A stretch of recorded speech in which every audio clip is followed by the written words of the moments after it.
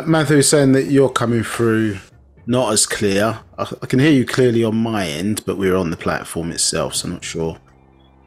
Could be a... I'm not sure. I'm not sure either. Could be the bandwidth or something. Yeah, just check your internet connection. You know, sometimes that's what happens on this end. Okay, no problem. We'll crack on. If there are any issues, please keep the feedback going, so as to not spoil the enjoyment and understanding for the rest of the class. Okay, so what we're going to do in the first instance is just start off the class with a cultural expression within Wu-Sabat, known as falsehood, the affirmation. So I'm going to play that.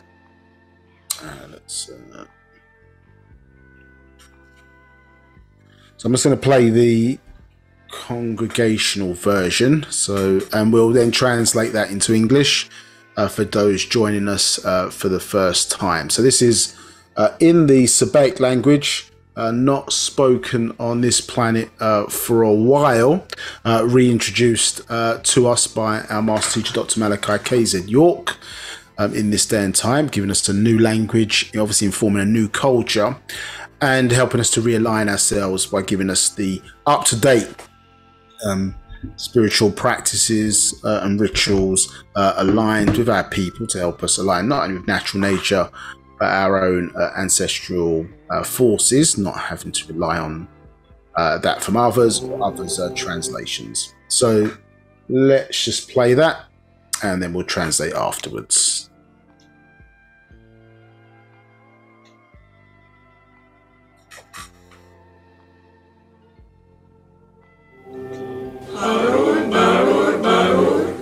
Nabab, Nadar, Mukhtar, Naut, Muhdad, Baded, Patah, Naut, Mukhlas, Baded, Yaanuwn.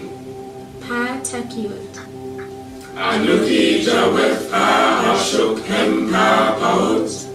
Wu, Kalal, Ashuk, Kawun, Jawef, Neya. Anuki, Kasam, Em, Pa, Paut. Wu, Pa, Paut, Kawun, Kasam, Em, Neya. Anuki wahu amet pa paut, Wu pa paut kawun wahu amet neya, Nakuk kadur najib amet kasam em pa paut, Wu chabub amet mushkas Nakuk kadur kawan kalal pafaf nakuk arod jawef pa paut, Ame waseh ame aratni kawun laye bakoy jawef ha paut. Anuki abed leye nafashni. Pa paut kawun anuki. Pa paut kadur nakuk kadur. Pa paut amul nakuk amul.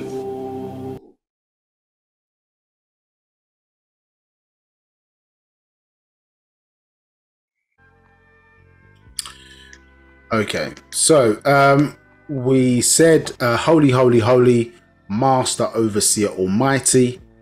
Then we said no God except Ptah, no savior except Yaanuwn, the affirmation. And we said I am in the divine, inside the divine love of the all expanding, and all divine love is inside me. I am a part of the all expanding, and the all expanding is a part of me. I am one as the all expanding, and the all expanding is one as me. I can succeed as a part of the all expanding and fail as an individual person. I can be all that I wish in the all expanding as long as my wish is to stay in the all expanding. I am never by myself. The all expanding is I am. The all expanding can, I can. The all expanding does, I do.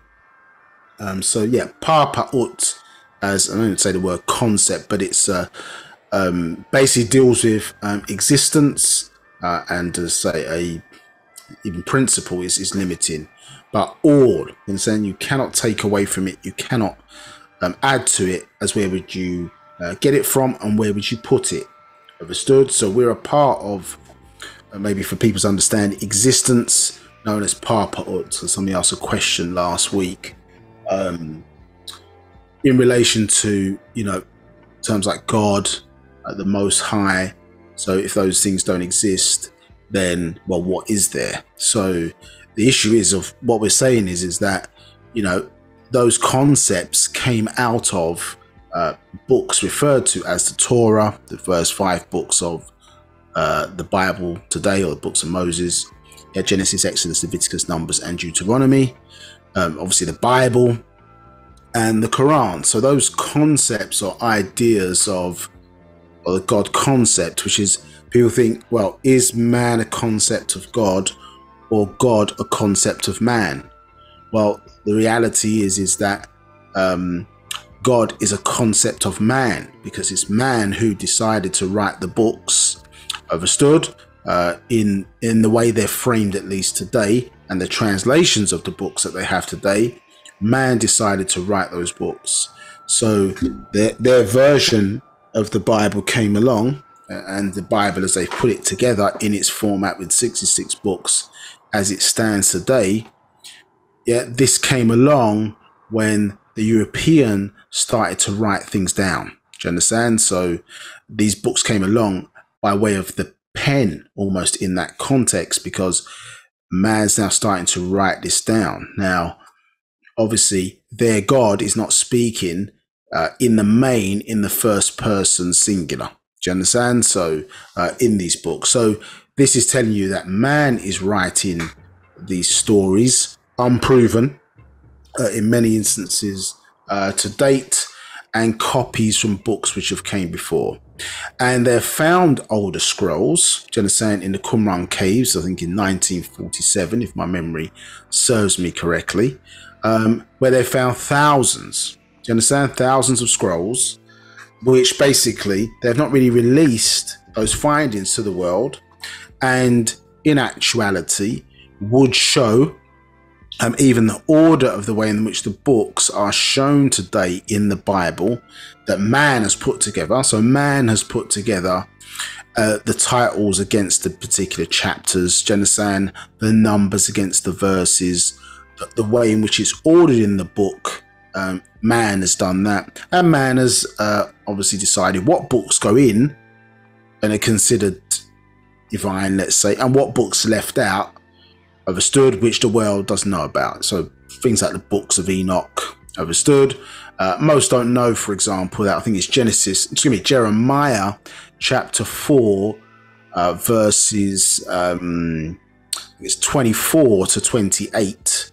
Yeah, it should actually be before Genesis 1:1. And if you actually read them, you'll see that it gives context to how you arrive at Genesis 1:1, because it's not the very beginning of things. And the book, even the title of the chapter, although they added it to in terms of its name in Hebrew as Barashith, understood. Bara means to recreate, to reconstruct, or remake. You understand? So make is different to create. So create is from obviously things not here before. Well, create to us means growth, but create in their context, not from things here before. Make is to make things from things that are already here. Do you understand? So there is a difference, and so man's man's interpretation of those books. Then you have the books themselves that were written by authors, obviously, over 500 years ago, and obviously have a different understanding today. So you're limited to their understanding and their concept of God. Now, what happens is a lot of people then take that concept, and when they're taught something new, so when we walk the journey, let's say back to Africa, then they're trying to take those concepts back into Africa. So many people, even though they may even have an African mindset, Pan-African mindset, may have a cultural mindset, may be realigning, understood, but yet are still taking those concepts of God or a Most High, these terminologies and titles, back in, understood, and then trying to, I don't know, to say, repurpose it so it fits in with a maybe a more African feel, not really, wiping their mind to some degree, understood, and accepting new information. Do you understand? Which obviously in this day and time is being gifted to us in the form of Wu-Sabat. Understand? Opening one's mind to be to receive new information and then checking and qualifying that with the understanding that basically, you know, they wrote those books. That's their concept. That's their idea. Yes, maybe they copied some elements of it, but you're relying on the fact that they got it right. And the reality is that, you know, their stuff, most of their stuff in terms of religion is unproven. All the stories that they've given are unproven, and there are things obviously older on the planet that have proof to have existed, but those biblical stories do not have that proof. Do you understand? It's not a foundation for you to base your soul upon. So you have to be, or say you have to be, but it's up to you. You understand? Or back in the day, in the 70s, the books would say, read with an open mind. And so that is still the case today, but we add, obviously, yes, read with an open mind, but also read with a controlled mind. So meaning that your reasoning capabilities obviously must be there to discern what is useful information, what is truth versus what is lies, you understand, and deception, so on and so forth. So you must question everything and everybody, not just question because we say question and then therefore you only question what we give you. No, you question everything, you understand, and that's based upon the inner nature of how and mindset of how our ancestors were. We did not build pyramids based on faith and belief. We had to know things, you understand, accuracy, etc., etc. Facts is the new spirituality for us in this day and time. But anyway, welcome to the Zoom platform, and for, so to say, for those joining us on Facebook Live, quick induction. So audio settings, if you need to adjust those, on the left hand side within Zoom, so mic, headphones, etc. We have the chat facility, so if you've got anything that not questions, feel free to drop any feedback in the chat, etc., or interact with others however you want to use it in that context, obviously respectfully so. And yeah, feel free to use the chat, reactions. There's different things obviously on your panel that you can use to interact with the class today. If you've got questions, use two ways to ask questions. So you either raise your hand and you can come through live and ask your question to me directly today as your student teacher. And if you come in on the internet, then you'll see this message appear, and when we call your name, simply unmute yourself and then you can ask your question directly. Of course, if you've dialed in, and then those options are slightly different. So *9 to raise your hand, and then *6 to mute or unmute yourself, and then mute yourself back again once you finish speaking or asking your question. And same for everybody. Once we give you the power to unmute yourself, if you can just mute back again once you've finished, so that any background noise doesn't disturb the rest of the class. If you don't want to come through live, then you can press the Q&A button and ask a written question. And then Manthu Kebab, as the facilitator today, will assist you by asking that question on your behalf. We're not monitoring the Facebook chat live during the class. Mainly that's just to make sure that we have a stable connection, no issues while we're live. It may change in the future for us doing that, so we'll probably think about how we may do that in the future. So we'll pick up those questions afterwards, or if somebody's on Facebook or whatever and wants to post those questions in the chat and the name of the person who asked it, then that's fine, we can pick it up that way. But so we're not monitoring live, so we'll pick those questions afterwards. But if you do want to join us, then as I said, there's a link in there with some instructions of how to join the call today.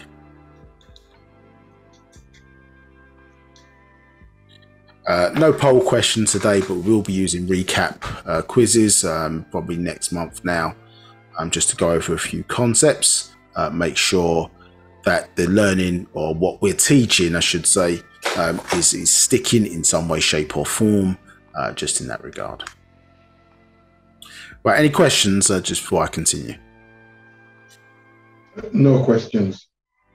Okay. Right, okay, so So who are we? Said United Sabians worldwide, and we were started by, and so you can also find more about us on our website. I'm going to give a very brief overview today because we covered it a lot last week, so I don't want to be repeating the same thing. But importantly, as I say, you're joining us today, our teacher and the founder of our nation and the various organisations within it, Dr. Malachi Z. Kabina York Okran, hashtag free Dr.York. He's doing currently a 135-year stretch for really teaching this doctrine to our people. And when you go into the case and the conspiracy and all that kind of detail, really, unfortunately, it's gone the path of many of the great teachers who have sought to really liberate our people. And in this context, obviously prepare us for the new cycle information, 24,000 years, as we've stepped in from 1970, was the preparation with the end of the moon cycle or silver cycle into the gold or solar cycle in the year 2000. So our teacher, or what we refer to our Saviour in that context, liberator of women, a number of different titles, coming with this new information, the spiritual science of the Negroid, or Nagaru, as they say in the Wu-Sabat language, to really give us that knowledge, to realign ourselves effectively with our ancestors, and to ensure that, as I say, the purpose laid out for us within our DNA, within our genetic agreement, would be fulfilled appropriately and not coerced by others, so that we would take our divine energy, our soul energy, our mental energy, and be using it to feed the forces of those who would see us suppressed, overstood, versus our ancestors, obviously, who wanted to facilitate our growth. You understand? For us to be obviously created in their image and after their likeness, and fulfill the pathway as their children. You understand? As descendants of those sun beings, or how they was depicted as sons by our ancestors, the ancient Egyptians. So Dr. Malachi KZ York, born in Takoradi, Ghana, June 26, 1945. Ghana, West Africa, and obviously part of the Akan tribes in Ghana, you understand, and specifically the Iwe tribe from his mother's side, Mary Abba Akran York, a very important sacred feminine, born March 10th, 1929. And we were always matriarchal, as the Akan tribes themselves are matriarchal in origin, and that's aligned when we go all the way very back to the very beginning of our time here, at least on the planet Earth, by way of the Sands people who evoluted, out of the waters of this planet. So life, human life, as we know it, or as we see it today, our origins, at least on this planet, in the human form, arise from the Sands people coming out of the waters of this planet. Do you understand? When our ancestors placed the seeds here in the, what's known today, at least, from the Indian Ocean, by way of bases that were set up on Antarctica, the continent of Antarctica as it's known today, placed in the Indian Ocean, and emerged. We were in the waters of this planet as the Mer people. Do you understand? And that word Mer, as you know, ties into the word or spate word in Mir, which ties into one's the third eye. Do you understand? So above the nose area. Do you understand? So in the middle of the forehead, some refer to as the third eye, or the Mir. Understood, and tying into, as I say, how we used to see under the waters, obviously using sound, you understand, and our relationship to our I suppose, aquatic relatives, do you understand, as the dolphin, do you understand, who is obviously closely linked to man, having a similar sized, larger brain than man, in fact, and was used to transport that seed here. And when they defecated in the waters, obviously that led to the development of us as from simple amoebas to protozoas, etc., into the complex life form that we are today, over many millions of years of development and growth, to become the complex life form that we are today. So Mary Abbott Akran, and all that is, as I say, by way of the female, do you understand, who is the source of life on this planet today. Now, so Mary Abbott Akran York has a very important role, and the sacred masculine of this union, Al-Hadi Abdul Rahman Al-Mahdi, and today that would be where the Sudanese side, or the Lincoln Sudanese side of the family, so all on the continent of Africa, comes from, and a very famous family known as the Mahdi family, time back in from that particular point 2 generations back to Sayyid Mustafa, Sayyid Muhammad Ahmad Al-Mahdi, born 1845 to 1885, you understand, drove, as I say, in famous wars of British and the Turks, obviously out of Africa. So that was a formulation of obviously the physical structure, enabling a vessel or a vehicle for our ancestors to speak through, as part of a well-planned set of events.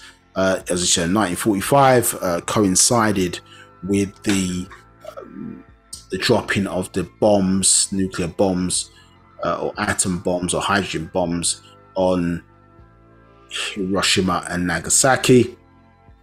And obviously these events had to be contained by extraterrestrials, otherwise they would have exploded the planet, you understand, which has been around for billions of years, and the entity within, destroying obviously a lot of work that's taken place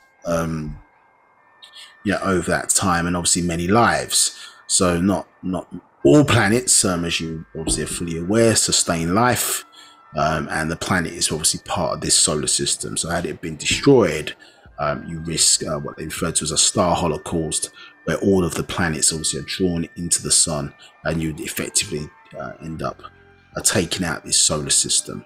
So, intervention was required, and then obviously they felt it was necessary then for this being to be born, as the Egyptians referred to it, Amun Nabab Raye Akhahta.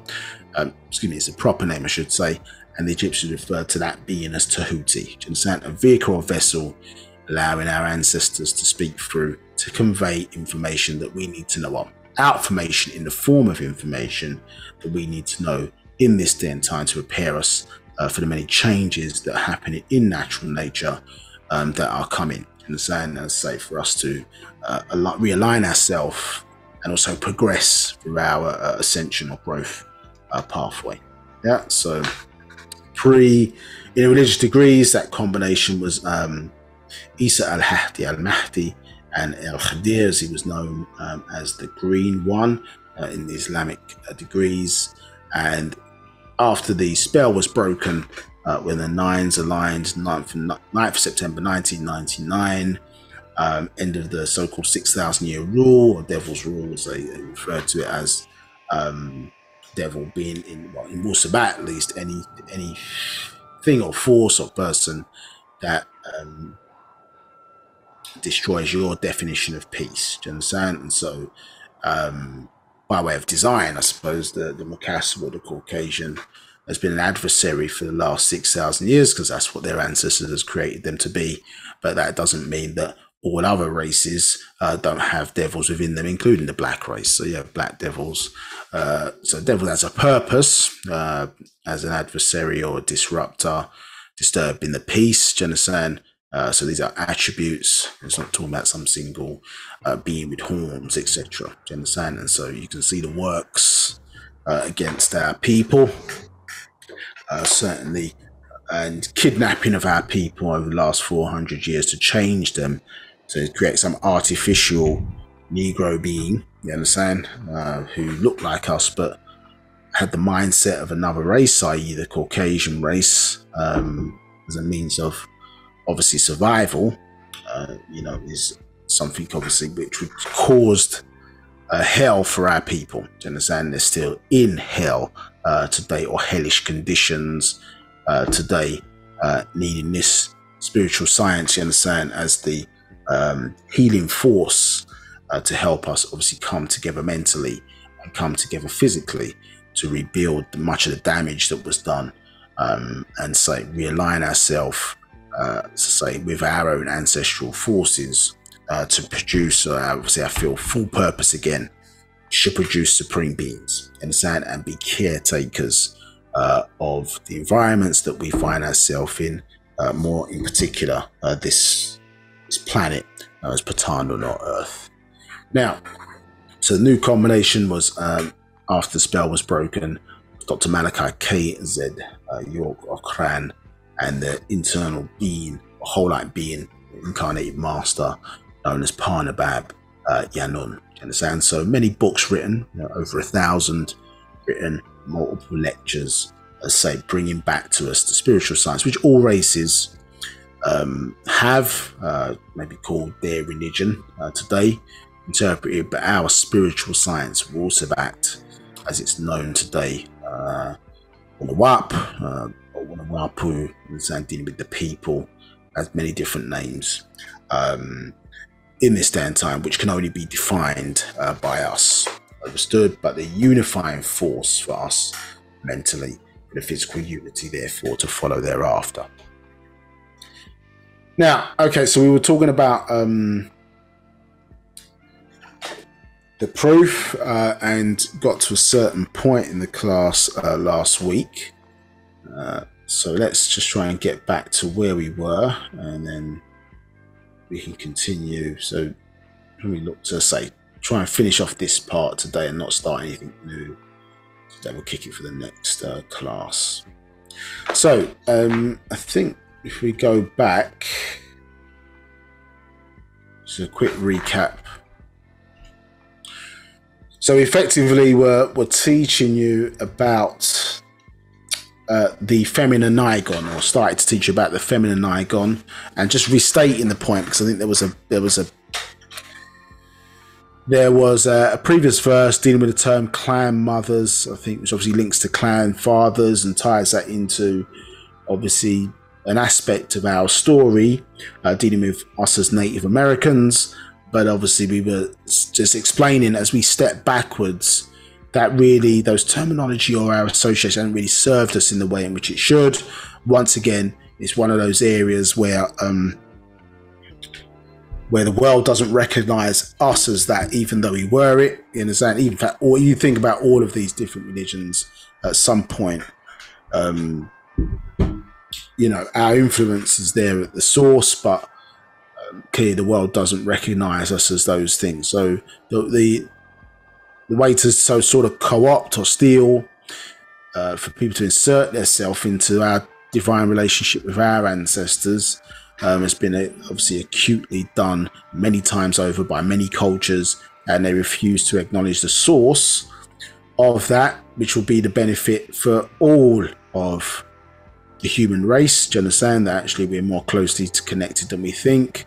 And as their Bible says, I suppose, honor their mother and father so your days will be long and prosperous. Well, the world doesn't respect its own mother and father. It wants to create fake mothers and fathers because of people's egos and them wanting to be, not wanting to acknowledge, the mother and father of the human race, but rather want to emphasize the physical ether aspect of that connection, as if they just popped out the ground, just came along, by themselves. You understand? So that started obviously with the patriarchal thinking and the removal of the woman from the natural, obviously informed, by natural nature, but removed by man-made doctrines and man-made thinking. You understand? So that fact that various things going on in the world today, and hearing a lot of claims of certain people claiming to be been around for thousands of years, when in actuality there's no base or evidence or facts for that other than what they state in their religious books. Do you understand? But outside of those books, no evidence of this. And the removal of the woman obviously is a classic case where if there's no acknowledgement of that, then you're dealing with myth as opposed to dealing with facts. Because the true, as it's shown you there in verse 7:7 2 of the 9 daughters. Yes, and the 9th one there, Sashat. Yeah, so one of those attributes there is the records. Yeah, so the true record keeper.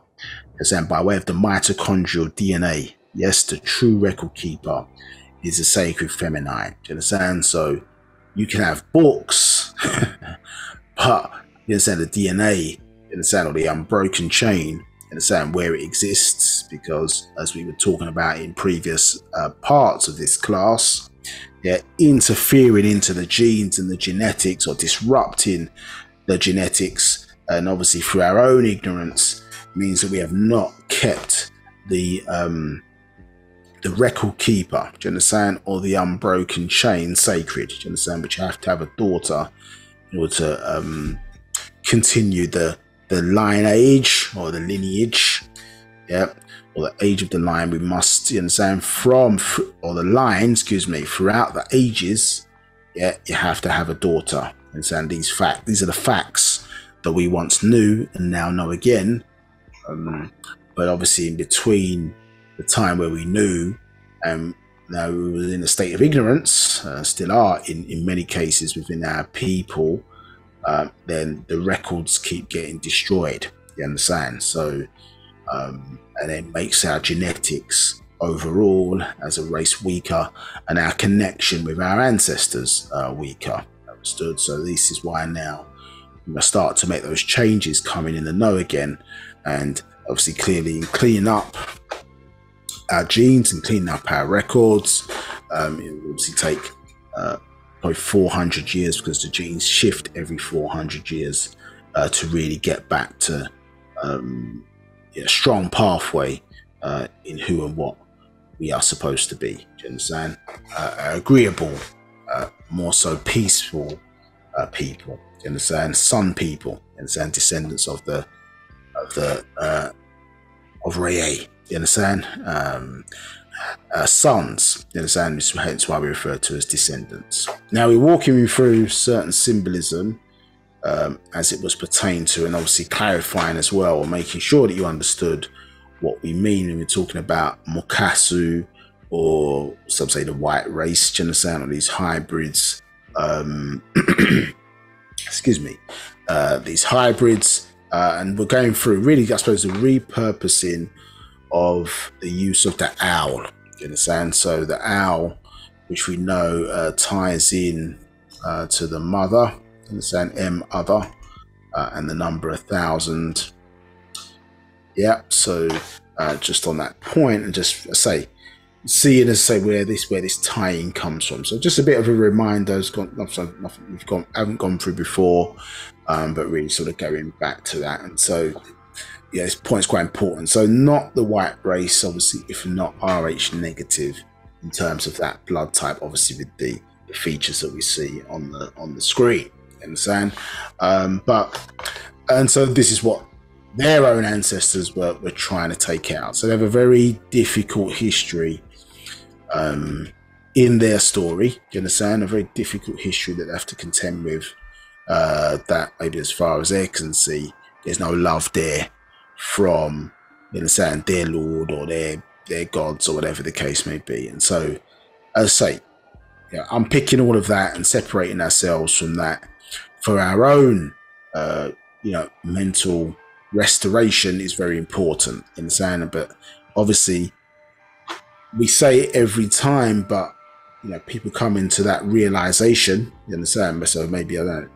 So you hear the word realize, you could hear lies in there, but you could also see sort of your real eyes. You understand? Your real eyes being opened. Do you understand? Or being activated once again. Do you understand? So that you can see things maybe as they are, not for the sort of trick knowledge in that regard. So this is why it's important, as we made mention, that the ignorance that was placed obviously within our genetics and our genes means that, say, if we're going to stand a chance, at least we have to be able to be open-minded, as well as, say, control-minded, to gatekeep things that we're obviously taking in but making sure those rules that we apply to, at least to ourselves, or how we interpret information, is applied across the board.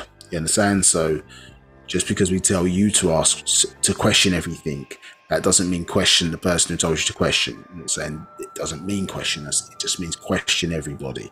Question all. Apply the same tests to all people. Apply the same tests to all situations. You understand? As appropriate. If you're not doing that, then that means that you're under a spell. You're still under the spell. You understand? So if we trust what was given to us and we didn't question it, then obviously this is the time to question it. This is the time to step back and say, is that really how they said the way it goes? Is that really how it is? Yeah. And so, time after time, you're seeing within this doctrine, this master teacher continually uncover, continually point out, continually show, obviously, this new information. Do you understand? In the form of obviously outformation to us, which obviously is incredibly important, because a lot of the symbols, as I say, have been co-opted, repurposed, to tell a different story than what they originally meant, to apply a different meaning to what they originally meant. Understand? So, as I say, Satak, or Set, as some refer to him as, not of our culture, in ancient Egypt, this was sort of how he was depicted. Do you understand? As this sort of greyhound like animal, understood. And really, that was obviously, that when we're talking about symbolism, even the way people are shown, for example, that's an anthropomorphic representation. So the fact that they maybe have an animal's head, or the fact that they have a human head, the way they stand, for example, all of these things are symbolic. It's not talking about a literal human being with this head, but that in human form, that's telling a message. Do you understand? And obviously us getting back into the mindset of our ancestors should help you then to be able to read these codes and symbols and signs, obviously with the aid of your master teacher in this day and time, Dr. Malachi KZ York. Now, so the fact that he had a sort of a white hybrid face, I think these are red eyes, if memory serves me correctly, but he was associated with foreign peoples. Now, it doesn't make him a bad person, do you understand? Despite the stories, symbolic stories that have arisen out of, maybe interpreted differently in relating to ancient Egypt, as we, I think, shown in the last class. The conflict between Horus and Set is obviously the conflict, or describing, you understand, that conflict of will, do you understand, or involuntary systems within the human structure, just what it means to us, you understand, because, let's say, they were brothers, they couldn't, if the genes coming down from Atum, as you follow it down through the family lineage, if they were all agreeable, then where does the negativity or evil come in? There wasn't any foreign influence genetically in those unions that took place. So where does evil come in? You understand? It wasn't an external discussion. So a lot of this stuff is symbolism until we really get to know the real truth behind many of the things which have been expressed. So, talk, as I say, depiction associated with foreign peoples, you understand, or invaders obviously coming in from outside, do you understand? So we took obviously immigration a lot more seriously back then, to keep the culture a certain way.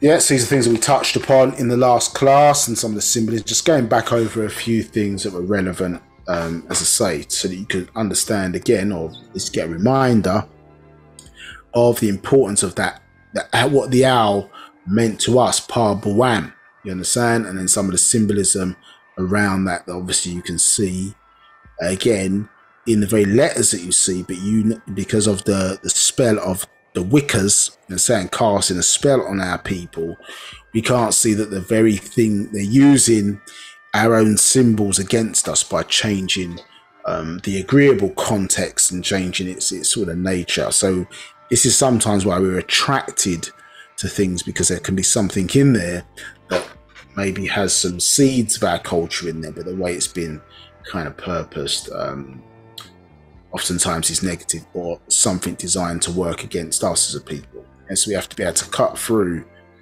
a lot of that noise, lies, you understand, misrepresentation, to get to the source of what things are really being spoken about here. And so the importance of the propagation of life, excuse me, is our divine essence within us. And then there's like all of these different parts of this class has tried to show you that from the point of existence. So, but I say realization maybe is the key, and sometimes that can take time because of the bad information that's sitting in people's heads, which obviously is fighting against things now that which seem really obvious. Do you understand? Actually, in fact, our ancestors always been there. Understood? They've always been close, but obviously we've not called upon them for assistance, and maybe even before that, not known how to call upon them for assistance. You understand? The sun shines down on us every day, so we feel the love of the Natharu. Do you understand? If we understand our relationship and our connection to them, and how many songs have been written about the sun and sun shining and things of that nature. And actually, when you delve into their God, it all takes it back to the sun. Even their concepts of God, excuse me, it all takes you back to the sun. Many of the attributes or titles that they give an award to deity ties it right back into the sun. Do you understand? Where we have a direct connection to. So as you know, in this society, the best things in life are free, but it's not respected by man. Yeah, it's not respected. This is why we see all this climate change things going on for the pursuit, obviously, of profit, economies. You understand? All of these different things, destroying the planet so people have money in their pocket. A thing that obviously has, in its sense, no value. And like in nature, like in your own lives, once things are gone past a certain point of repair, there's no do-overs. You understand? So it's not like you can just continue to renew things. This thing has taken this life-sustaining environment that we're in, has been developed over billions of years. Yeah, and obviously it can be destroyed in an instant. Do you understand? Or in an instant in time in comparison to how long it's taken to grow. You understand? And once it's damaged, it's difficult to restore that, in certain situations. So we need to understand all these kind of the attacks of subliminal, so on and so forth, is all against that perfect union, so to speak, of mother, father and child. You understand how so many stories are dealing with life, birth, regeneration, do you understand, and the propagation of sustaining that life in that regard, as we see in many of the symbols here, the star and the crescent, as we touched upon, the illusion of that, and them not understanding, or those who use it for their religious symbols, not understanding what it really relates to. And if they do, and those who did, or maybe did and maybe still do, hide that fact for fear of where the origin of that journey will lead. So we're showing you, various different symbols last week, and what those letters or the repurposed letters mean. And obviously Freemasonry, which our people have been told stay away from, this is the devil's stuff, etc., etc. Really just talking about the coming together of man and woman. And as we see the two symbols there, and in fact you can see this in and of itself obviously is a 90-degree angle. Yeah, you can see that there. It's called a square, and it's talking about obviously female, male over female, love-making position. Do you understand? Sexual position, act, obviously, which to propagate or produce more supreme beings in our case. Do you understand? But most don't understand as well, which is why you have a master teacher. It's called a master teacher. That actually the alignment of this, it's at a 90-degree angle.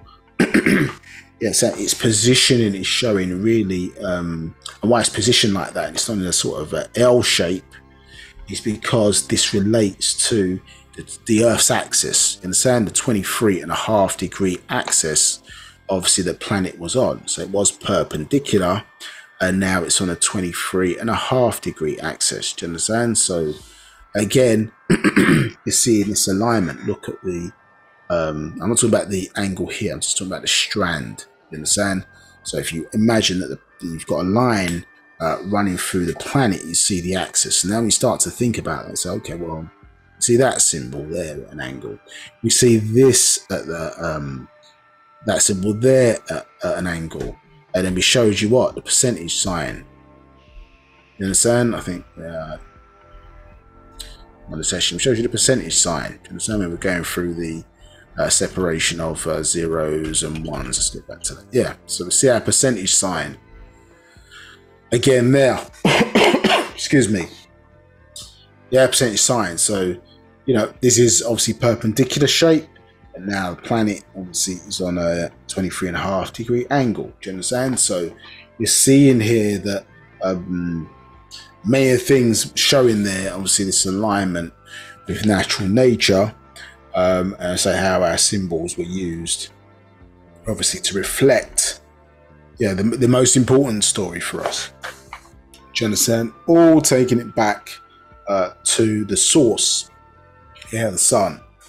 But that source sits within an environment of blackness, understood, and, you understand, existence, which we are a part of. And actually, when you look at our melaninated skin and our color, do you understand, as hue, you understand, as hue men and hue women, so we're of a certain hue. That blackness is a combination, isn't it, of all existing colors. In itself is a tone, but it makes up the combination of all existing colors within nature. Do you understand? Excuse me. And how the 9 ball, you understand, is talking about the sun. So even our symbols, etc., our number system, you understand, all ties in appropriately to natural nature. But what do we see? We see their symbols. I think they have the symbol of a man, for example, in that position in one of their artistries in Europe. Yeah, sort of very famous picture of a man standing, I think, in these positions. It looks like it's sort of got multiple arms. People not realizing, again, this is talking about the sun. You understand? Obviously, the 9 points here, or the 9 ball in this solar system. Do you understand? Yes, this because each one of the planets or the naturally occurring planet is part of this solar system because they're trapped within the sun's gravitational field. Do you understand? And obviously have a relationship, each obviously perfectly balanced to keep each planet in its correct rotation around the Earth. Any questions?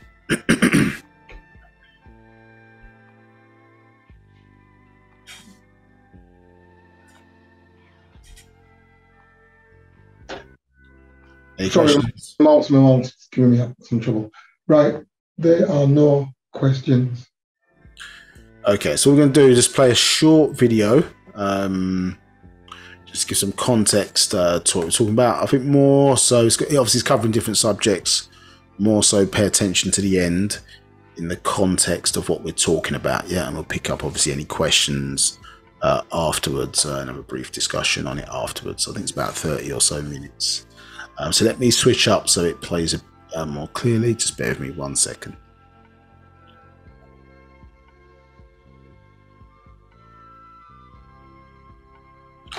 Okay, I'm just going to adjust the sound as well so it's a bit clearer.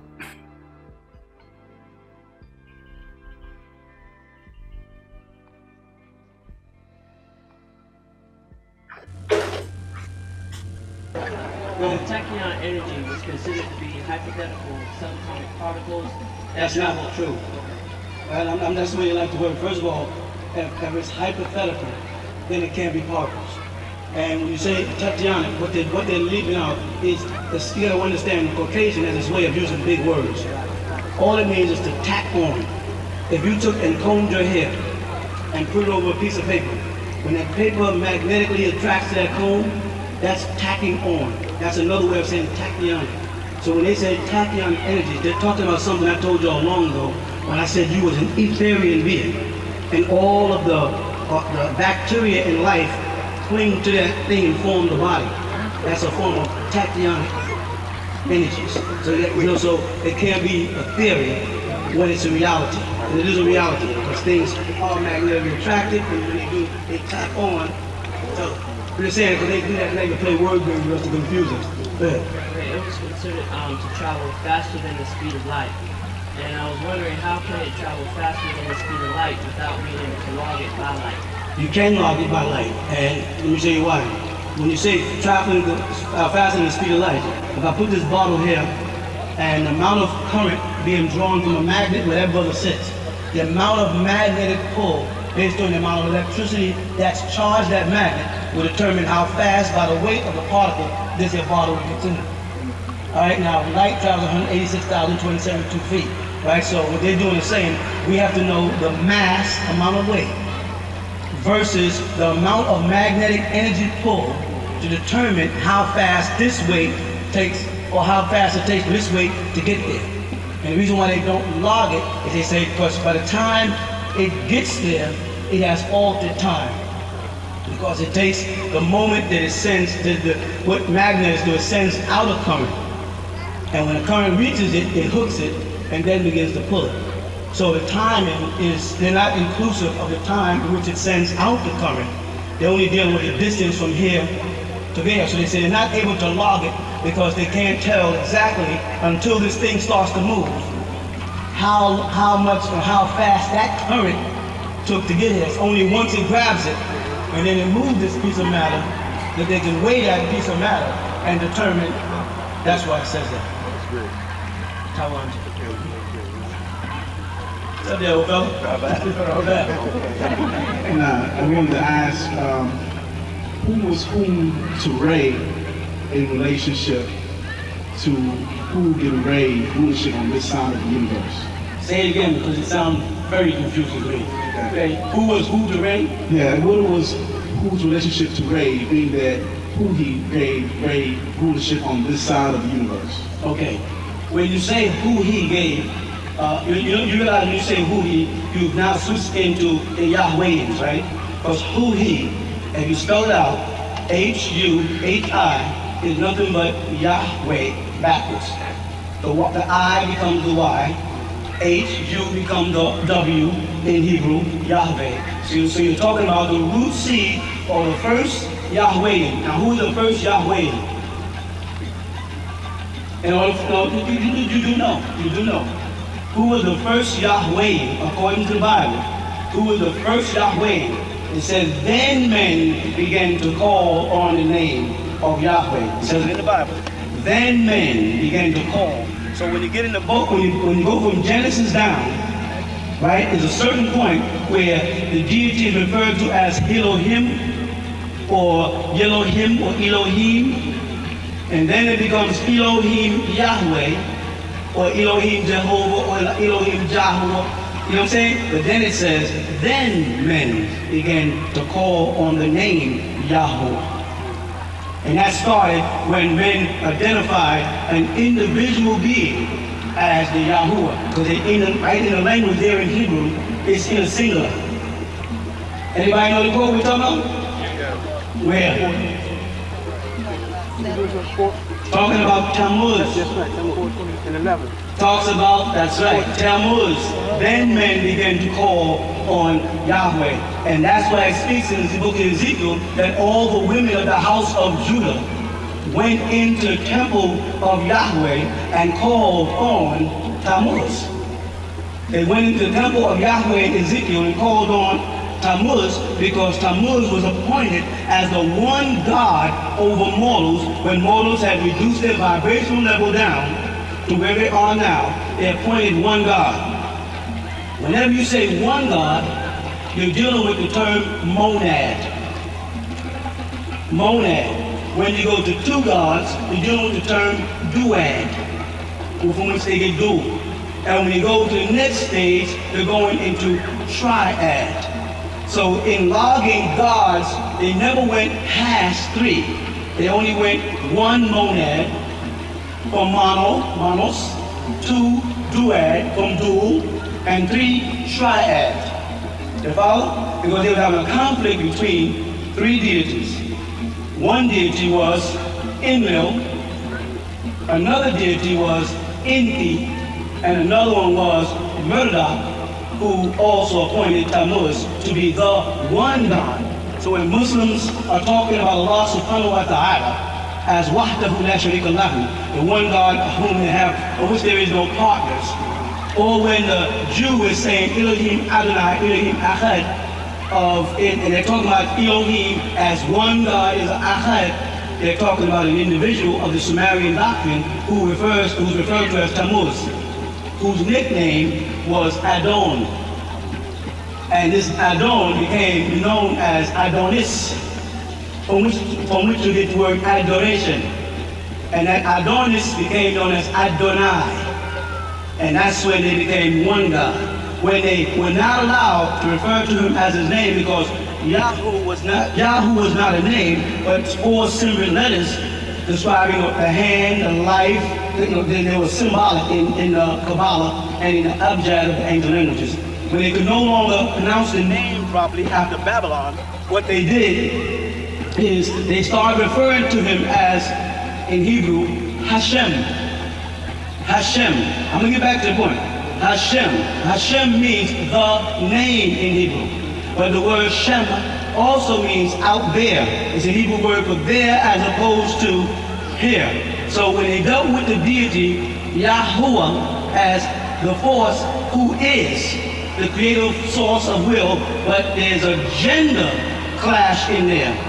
Because who he is inclusive of Hua and Hia. Hua is the ancient who for masculine, and he ancient for female. Who he became neutral gender, thus rendered a it. Yeah? And when it became an it, they create the word iota. Iota, you know what that means? A dot. And in Hebrew, an iota is the smallest letter of the Hebrew alphabet and 1 step after birth. Birth ends at what number? Birth, conception. The next so-called number is a tetion. What is it? 10. 1 and Sifra. The 10th letter of the Hebrew alphabet is Yod. Yod is symbolic of the hand. As Michelangelo sends a picture of God reaching his finger pointing down, or in Hebrew, whenever a priest called a Kohen is going to read from the Tanakh or the Torah, what he has is a stick in his hand with a hand on it. Because he's not allowed to touch the Tanakh or Torah because it's sacred and holy. And the way they get the word, I'll touch on this later, they get the word Torah or Tawarat from the female deity, who's the Tawarat, the center of the zodiac, Zodiacus. That's the other thing. But they use the hand to represent, as the Torah said, that God inscribed his message to humanity by his own hand. The hand of God goes back to the iota, which goes back to the black dot in ancient Egypt, the center of the zodiac, which formed the line, which shaped the wall, which made the block. Muslims now are encompassing the Kaaba. The Kaaba is the central dot of Islam. The wall in Jerusalem, the Wailing Wall, became the central dot from which Solomon's temple was built, at a specific spot in that temple where the Ark of the Covenant sat, in the Holy of Holies, became the form of the Kaaba, where the people of ancient Israel used to circle. All these practices go all the way back to ancient Egypt. Back to your question, right? The one deity, Tammuz of Babylon, became the Hashem or Adonai or the Allah or the God or the, when you say Theos, you go plural. When you say Elohim, you go plural. in Arabic they say Alahat in the Quran is plural. They'll say there is no plural for Allah subhanahu wa ta'ala in the Quran, yet in the Quran you'll find the gods in Arabic as Alahat. So they must eliminate that, make like it doesn't exist. The Christians gotta make like Theos is the Greek and it's deity, gotta make like it's one God. And the Jews have to take Elohim and just go to Elo, because Elo again in Hebrew you'll find in the first chapter of Genesis, in the third chapter of Genesis, the very first word is there, right? There. And that there in Hebrew is Elo. They gotta keep on pulling you away from the divine principle. I'm reading that when you get deities appointed in rank, you have Marduk, who is the sun god of Babylon, and the same as Ra in ancient Egypt, the same as Melchizedek or Melchizedek, the same as Nebi Khidr in Arabic, the green one, all the same being, a mortal man, right, who claims to have neither mother nor father, something that you also learn in the ancient mysteries, be it Freemasonry, Shrinery, Knights of Columbus. You learn that you are a widow's son, that you have no mother, no father, that you stand alone to be judged and built. All right. They, when initiated into orders, is when they say their point. Now, if you went into a Masonic lodge, the Grand Master of the lodge, he becomes known as the Supreme Grand Master. He becomes the God in the lodge. He's sitting in the east of the lodge, and above his head is the symbol of geometry, the G. The G in actuality in English is nothing but a circle and a square. Circle, square. And that's the roots of all geometry, which is responsible for Geo, or Gaia, or Earth, or G, or Ki, or Anunnaki. So the Grand Master in the lodge, who sits on that central seat, the seat of God, has deacons on one side, and I don't want to go into too much, but there's beings in the lodge that sit to his right and his left, the same way Jesus would sit to the right and the left, or the cherubim sit on one side and so and so. He becomes God of the lodge, and he's controlling the whole planet. He's deciding, like a zodiac, in which direction all these souls seeking light would go. And they say they're traveling east, but in actuality, you cannot travel east without traveling west. You can't go in any one direction at any one time. There's no way you can travel due east without traveling due west. Because once you pass the point in which you decided was due east, you're on your journey around to west. So when you enter the lodge and you're traveling for the light due east, you're only getting to the G, so because the G is the mask of God that you then take down and you become a master. And if you're raised like a son to the right point, you're sitting on that throne as God. Tammuz, or the appointment of God in the Bible, or the appointment of Ra, or the appointment of Re, are positions in the mystery order of Tahuti. Re was a person. Re withered. Re aged. And this is why Acid or Isis was trying to get the master or the secret tone. They call it the word. In Christianity, they call the word the Logos. And they say, in the beginning was the Word, and the Word was with God, and the Word was God. The same was in the beginning with God. All things were made by Him. It was not anything made, it was made without Him. In Him was the life, and the life was the light of man. And the light shined in the darkness comprehended not. So the light was outside and went into the darkness. That couldn't have been God.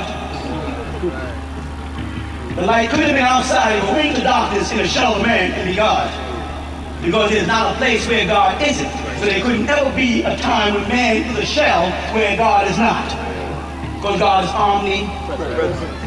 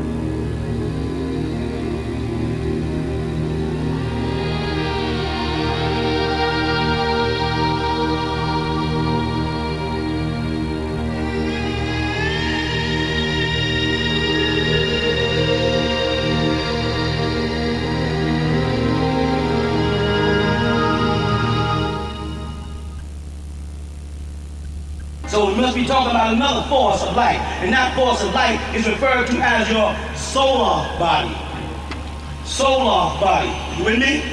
I would ask you to do me a favor. I would ask you to spell the English word color. I would ask you to spell me the British word color. I would ask you to spell the word soul, English. I'd ask you to spell the word soul, Latin. S-O-L. I was asking you to do that because I want to make a distinction in English as to how the U was added in color and also the U was added in soul. When you remove the U out of color, you still have color. When you remove the U out of soul, you still have soul, but soul means sun. Yaanuwn is the city of the sun, referred to by the Greeks as Heliopolis.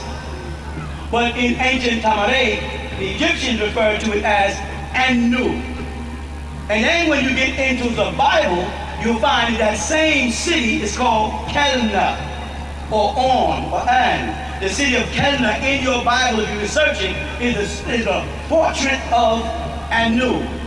And there's no fortress in the Middle East for the deity Yaanuwn. But there is fortress in Heliopolis for the deity of the sun. Walk with me. Today in Egypt, Egypt is in the hands of Muslims. Correct? Correct. And they don't believe in idol worship. That's called mushrik. Right? You become mushrik if you do that. However, in Heliopolis, there's an airport. In Heliopolis, in Egypt today, the airport is in Cairo. And Egypt Airway has the face of Horus on it. They use the bird, the falcon, on Egypt Airway. Egypt, again, is a Muslim country. You're walking with me. And to worship the face of an ancient Egyptian deity, namely Haru or Heru, who become known as Horus, would be called mushrik. Yet planes land all day in the city of the sun called Heliopolis, and on those planes is the face of the deity Horus, who would be equivalent to Tammuz in Babylon. The city of the sun, where Yaanuwn, so Horus or Tammuz settles in Yaanuwn. And Marduk would be Tahuti, who came to aid Haru or Horus in his battle against Satur, who became known as Set. You see the system? So when you ask who he, you say who he is a male and female deity combined. Who would be the who he of the Anunnaki? They had that power when creating man. Name the female, mother. Name the male that was in Shemti, that was responsible for the breeding of human beings. Enki, who he. Who he in Arabic, huwa and hiya, same thing in Hebrew. Who he, male and female, created he, them. You follow? So the biblical interpretation is coming out of ancient Egyptian doctrine. And remember, it was the Sumerians who came over to Egypt, while the Neolithic or Daneg dwarfs who had higher knowledge from being, they say, came from Septu and Sahu. Septu being what you know as Sirius or Cyrus, and Sahu being what you know as Orion. Those are two star constellations, one beneath the other. Above them, you're going into Dragos, and above them, you're going into what they call Aldebaran to the left, and Pleiades to the right. You're traveling through the heavens till you get to 7 heavens. But these two places where the Neolithic midgets or pygmies or dwarf called Daneg, right, said they made contact. When they migrated out of Egypt in the 5th century and they settled down in Mali, they told the people that the beings that came to them were called the Dogon. The Dogon, they were from Namus. Namus is the Greek word for Lord. If you go to your Bible in St. John's and it says, the law came through Moses, but grace and truth came through the Lord Jesus Christ. If you look up in the Greek, you'll find namus for law. And that represents the deities from the constellation. Now I'm back to the word Torah, and Taurat, and Tanakh, and Tawarat, the hippopotamus deity. And why is the hippopotamus deity so important? Because the Hyksos, who are the real Hebrews, right? They were the Jacobites. And that's why you'll find in the dynastic periods of ancient Egypt amongst the Hyksos, the only place you'll find Hebrew names is Jacob Ban, Jacob El, and these were Hyksos rulers who ruled in Egypt for 430 years before a conflict started about the Egyptians having the Tawaret, or the hippo, in their temples, bowling and making noise at night, is how they record it.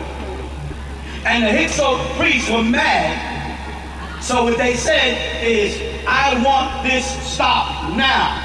So they sent Kahmos, right? And Kahmos approached the chief of the Hyksos, whose name at the time happened to be Apapis. Apapis doesn't sound familiar to you, but Apapis is where you get the word pope from, or Apapis. And it's also the name that you refer to as Satan, Dragos, Shaitan, Satana, Diablo. The devil is Apapis. The last Hebrew ruler in Egypt of the Hyksos dynasty, name was Apapis, and his conflict was that he lived 100 miles away and he could hear the disturbance of the hippopotamuses wellowing in the temples of the ancient Egyptians, and he was mad. And these Nubians, because this happened down in Nubia, these Nubians, Kapmos and Atmos, rose up against them, conquered them, and chased them out of Egypt. This was your Exodus. Chased them out of Egypt, and they went back into Babylon. They were the Hyksos was referred to as Canaan-Ani or Canaanites. The sons of Canaan, the cursed seed. They did not come into Egypt by force. They did not come into Egypt and just conquer. They eased their way over a long period of time. And their easing in, plus the time that they ruled, it amounted to 430 years, coincidentally. We're back to dealing with the Tawarat, the Torah, the Namus, the law. None of these things are coincidences. It's all coming back around to ancient Egypt and the right knowledge. And how you had to walk hand in hand with someone through Christianity, through Judaism, and through Islam. And when you was in Christianity, you had to think, feel, breathe, eat, and act like a Christian in order for you to pass that degree. And when you was a Hebrew, or Islamic Hebrew, you had to think, breathe. You had to study the Tanakh, keep Shabbat, Rosh Hashanah, Yom Kippur. You had to get the Mohil, the circumcision. You went through the whole ritual. Wore your kuppah or yarmulke. You did the whole thing. You didn't mow the corners of your beds. You don't mix dairy, and you learned the law. The Torah of Torarat, the center of the constellation, Zodiacus. When you finished that, you went into Islam. And when you were in Islam as Ansar Allah, you wore face veils, nose rings, you kept 100 raka'at, you did all your prayers, 5 plus sometimes the other 2. You fasted Ramadan, you read the Quran daily, learned tajweed, tartil of the Quran, your children was raised speaking fluent Arabic, and the Quran became your heart. But you kept your foot in Sudan because you were Nubian by blood and nature. So you also had the Ratib of the Mahdi, Muhammad Ahmed al-Mahdi. And Muhammad Ahmed al-Mahdi of the Sudan, quiet as it's kept, wasn't the Sudanese. Quiet as it's kept, I say, because public literature says he's a Sudanese. But the history says he lived up in Dongla, and he was an Egyptian. And he was a Mutasawwif, or a Sufi. And the Sufi orders came out of the ancient mystery schools of Egypt. Just like the Masonic orders, the Rosicrucian, and everybody else. They got all that mysticism from the alchemists of ancient Egypt. So the Muhammad Ahmed al-Mahdi of the Sudan, in actuality, was called down to the Sudan to defend the Sudanese against the British. And he dwelled in a place called Dongla, Nubia, where a group of people referred to as the Hendendawa, or the Biga tribe, the Fuzzy Wuzzies, known because of their big afros and their dark skin, their red eyes, and their bad attitude. That's what they were known for, and everybody knows not about the Fuzzy Wuzzy. You could be in Cairo today, in the Khan Khalili, shopping, and the streets is packed with thousands of people.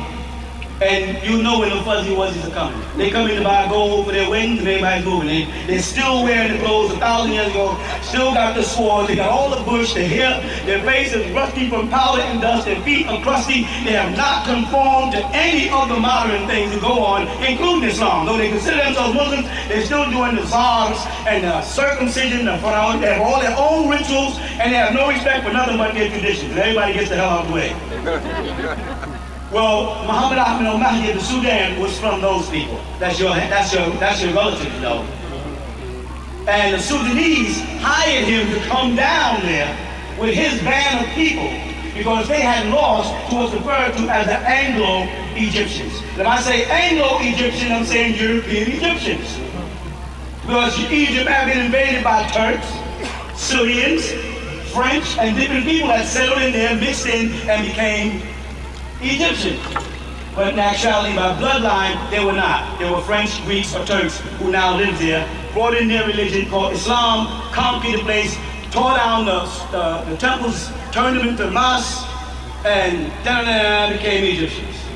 Well, these Anglo-Egyptians also were trying to destroy all the temples in Sudan. Most people do not know that there's more pyramids and monuments in Sudan than there is in Upper Cairo. That most of the temples you're talking about, or Wu-Sabat, or Ramesses temples, Hatshepsut's temples, all those temples are down in Sudan.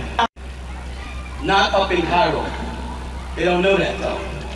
So what happened is these people came in to take over that and they conquered us. Well, when they was doing that in Sudan, they said we can't win this war like this, we need a mystic. We need a space cadet. Okay. And everybody knew that there was a mystic called Muhammad Ahmed who had power to levitate. Everybody knew about he was called in Arabic a karama, a mystic man. A karama, he had secret power. And they brought him in. And then he put together an army and he beat Gordon Pasha, who was a homosexual anyway. And him and Hicks were so busy fighting each other, they couldn't get along. Mahdi beat them, and that's how he became synonymous with being Sudanese and not Egyptian. And we all say we're Sudanese, we're descendants of the Sudan. Oh, because Sudan means Sud, black, that makes us look black power hat on, and we liked it. It was colorful, we kept up with Nubia, it was too much complicated to define, they couldn't give you a definition of it because people don't speak Nubian. You follow? So when you speak about appointing deities, you go back, where you go? Go ahead. When I was trying, I guess what I was trying to say is, when I said who, I meant the creative force of will. Right. In the Black Book, page 117, it speaks about it, and the question came up, who was who, the creative force of will to Ray, or who to give Ray rulership on this side of the universe. And if you remember the book, what is Nuwapo, before that book, it explained the forces of nature that raises a person up every 25,000 years for the renewal of our history. Right? It speaks about that. It speaks of nature. So when you speak about the creative source of will, you're talking about nature at work. Nature is an English derivative of the word netir, or netiru, or netirat, the plural of it. The infinite is netiru. The plural, like more than one, is netirat. So nature is a huhi that appoints people by birth. That's why we've been saying all our lives, leaders are not made, they are born.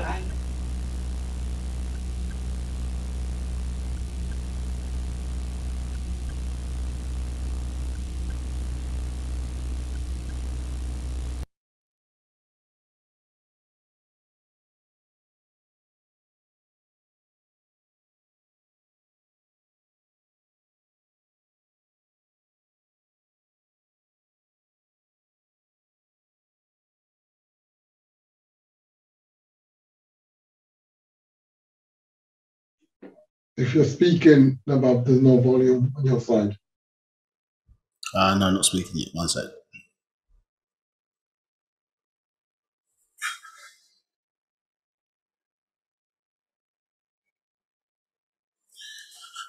Okay, so let's say an interesting video there. If there's any questions, feel free to ask. Yeah, but obviously was touching upon a number of issues there, but obviously this link to Ptah-Oret, you understand, or the deity Ptah-Oret, as she's depicted again anthropomorphically, showing her obviously as the hippopotamus deity at the center of the zodiac, but obviously ours is the Dendora star map. Understood? And you see her as one of the 9 as this feminine Nigon. Yeah, so you see the pictures here. So let's continue. So so it says 773, this continuation says the first emanation of the feminine supreme being known as the absolute natural nature, feminine Nigon. Yeah, so we're just talking about or touching upon that as an aspect of that, you understand, pre this, obviously the a later version when we're talking about the combination of who, he, do you understand, neutral gender, or hua and here, as we were just touching upon in that class there, do you understand? That enables or facilitates creation, or for lack of a better word, or growth in this context. Yeah. So 774, 9 or Nigon is capable of creating or growing all things, honoring both masculine and feminine principles. They are a combined nation of all energies of existing materials of matter, atomic and cellular. 775, and Nuwapians, remember, brain is the base of all creation, be it natural nature or by feminine or artificial or unnatural nature by masculine. Yeah, so we understand, the brain being connected, understood, to the mind. If you go back in the early parts of this, so probably from 1 at least to 7 of this class, we spent a lot of time going through that in some great detail. Do you understand? So you understand the origin of where we sort of come from and the necessity in that context of the mind power to express itself in these various different degrees or levels as the growth process takes place, and how our brain, as I say, enables these brain etheric seeds or nuts, you understand, to liquefy, you understand, in that context, so they can be transformed into any form that our mind so chooses. Do you understand? And this obviously is a formulation, of new thoughts, synaptic pathways obviously being created in the brain, but it facilitates this melting down of the smallest things in existence, known as brain etheric seeds. Okay, so it says, remember, the brain is the base of all creation, yeah, growth, be it natural nature or by feminine, or artificial or unnatural nature by masculine. So when we talk about unnatural nature, it's because on the male side, obviously we have manifestation, yes? So man infesting the environment is what it's obviously related to. Do you understand? And then obviously unnatural, because when you take the male principle outside of the woman and you put it in a male, yeah, as the phallus or the penis, as we spoke about before, now it's become outside of that original structure, you understand? And obviously to us, that is artificial. It's now outside of the woman. It's obviously placed in a being as a man with this delivery device called the Ben stone, understood? And now because now that has to now be inserted in, yeah, in order to seed the ovum or life in that context. Now the original being, do you understand, sees that that sperm as artificial, do you understand? Let's say, or foreign, excuse me.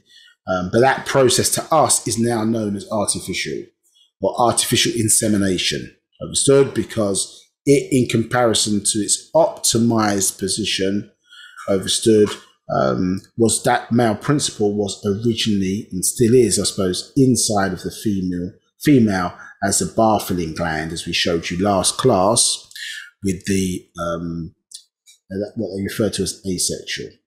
776. Creative reasoning is the most powerful kind of reasoning, followed by reasoning capable of finding the right answers to sensible questions and the correct solutions to life, existence. 777. 9 ether, 9 reason, 9 mind, 9 energy, out from herself, like streaks of electric illumination, just as the body's veins, you see it as lightning linked to nerves at the end of each streak of ethereal energy. 778. In this Gospel of Yaanuwn, the sacred feminine, you see how it all begins in M, other. 779. And the incarnated feminine is 9. 1 atum, atumtat, excuse me. 2 nuntat, 3 hartat, 3 cat, 4 cactat, 5 amuntat, 6 tafafnatat, 7 natat, 8 ashtat or arashtat, 9 nababtat hatat. That is the mutmam'u, ogdoads, and the mutsa'u, iniads. So remember the difference between ogdoads or mutmam'u and mutsa'u as the iniads. Yep. So we started off obviously with that 8, and then it moves obviously to the 9, is because you're dealing with genetic shifts that took place in the waters of these planets. You understand? As we expressed previously, we were the mermen and merwomen of this planet. We were in the waters, hence why, as I say, you have tonsils, which are the previously gills. Do you understand? And why, for example, as we explained, that you somebody threw salt in your eyes when you're on land, you're going to curse them out. It's going to sting. Yet you are able to dive into the sea, for example, which is obviously has a strong level of salinity, so salt in the water, and give yourself a few seconds. You can open your eyes and basically you can see underwater without it necessarily stinging your eyes. So that ability to adjust is because we had genetic shifts, you understand, 4 in particular, taking place in the waters of this planet. And when we became Mutsa'u, understood, that is because now we became amphibious. We were now on land, you understand, 9 points, obviously dealing with us as humanoid beings on land, you understand? But that being, you know, land-based creatures, but who are also in the water. So under the water, we're breathing dense water, but on the land, we're still breathing water, but it's not dense water. It's known as water vapor. So this is a water, obviously, environment, and this is obviously describing the feminine Niagon journey, do you understand? So, or being represented, or the lineage or line expressing itself clearly in that pattern throughout those different symbolic systems. Understood? Yeah, all starting with atum or atumtat. You understand? Where you get the word atom from. You understand? Or the first point as was being expressed there, do you understand? Or part of the black dot that the master teacher was expressing itself, you understand, in that regard. Any questions? I'm looking. There's a question from Judith. What book is this information from, please? So the book that we're looking at the moment is Gospel of Yaanuwn to the Sacred Feminine, also known as the Lotus of Life. Yes, this is the one we're reading from, page 105. Yeah, Gospel of Yaanuwn to the Sacred Feminine, the Lotus of Life.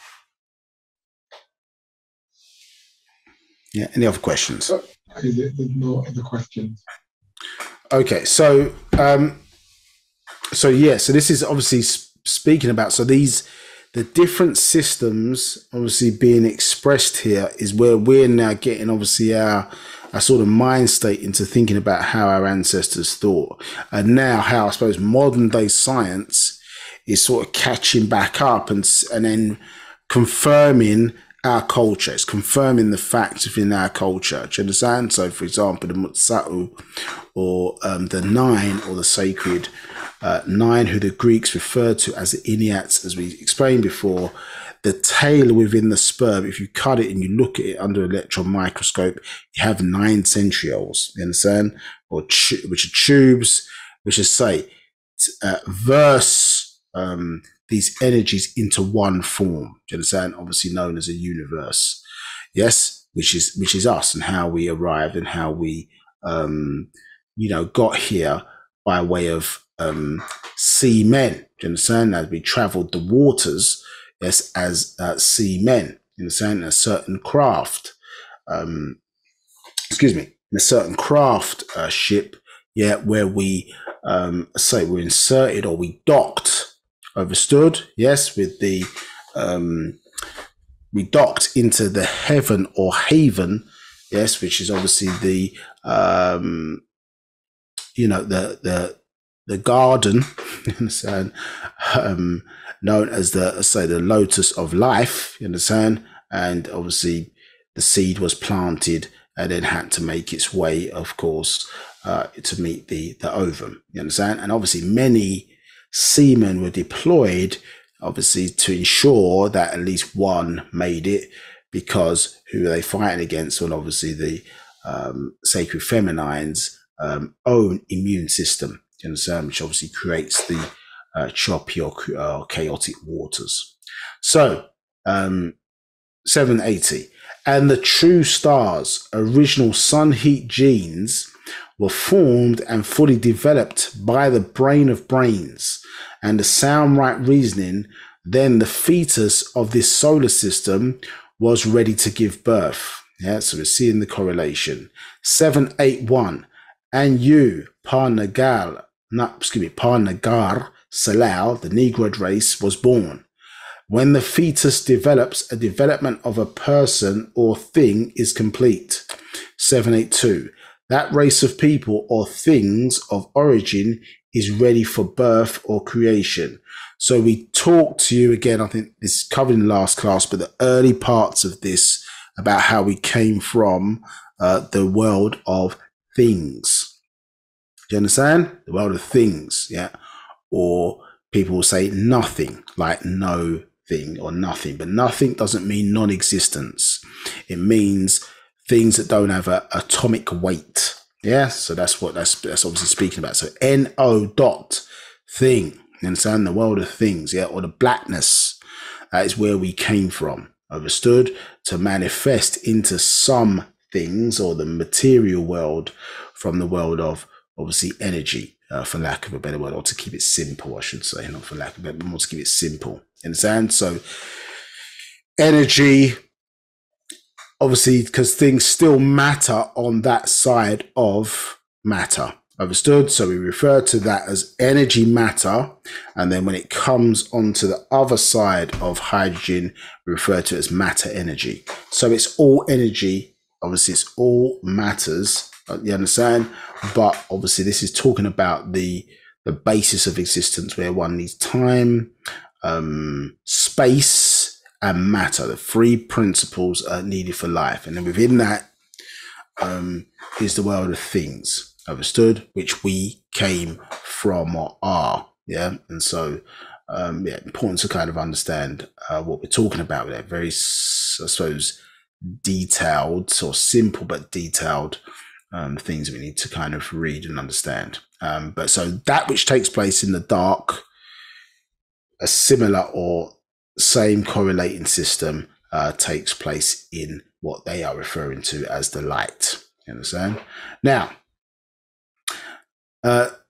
782. So that race of people or things of origin is ready for birth or creation.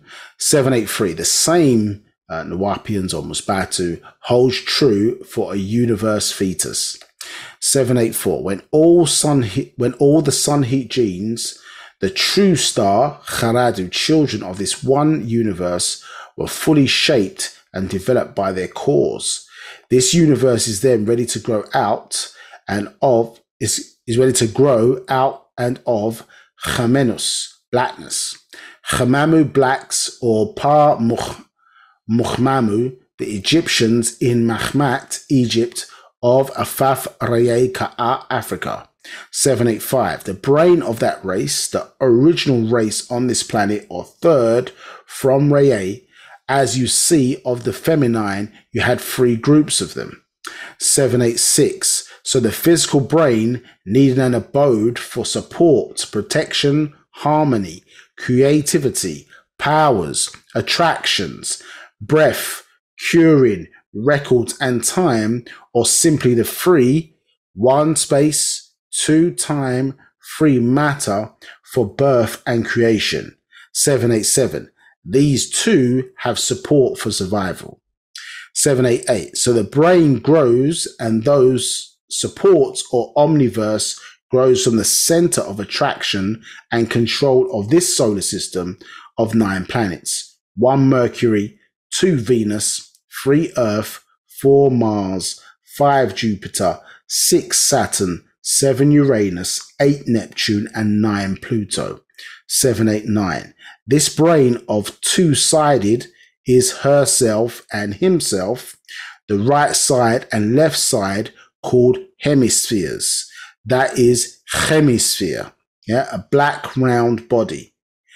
790. Hem is black sphere, is around any round body having the surface equally distant from the center at all points.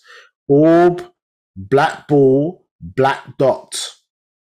Yeah, so again, we just heard about the black dot in the class there. The source or the center, obviously, at the atom point, that first point, but then we take it pre the point where it can be seen, understood, yes, then we step into the blackness.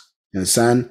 The black dot, that first point, this is why they refer to atom as the indivisible one, because you can't tell at what point, as I say, is that transition from the blackness until the point where the sun is obviously birthed and can be seen. Then you can detect its presence.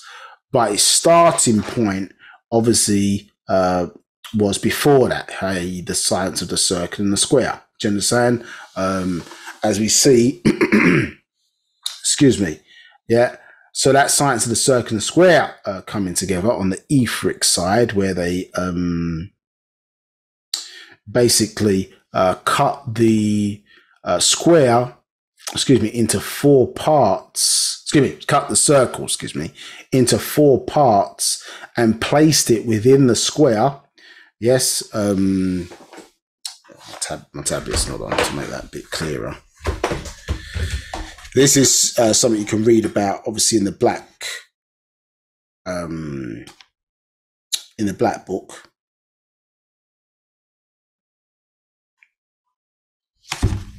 Oh.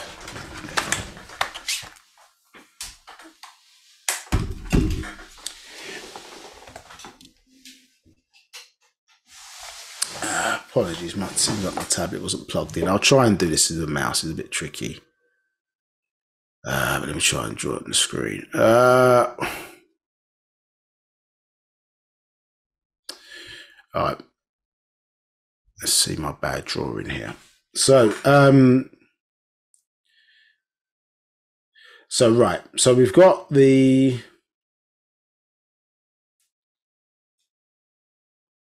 circle. Yeah. Right. Nabab, we haven't got the screen. What you've got, it's not showing. You can't see that. You can't see me drawing on the right hand side. Oh, just there. Yeah. No. Yeah. All right. Right. I thought you were pulling up a whiteboard. Sorry. Let's see, some shapes. Snap, razor.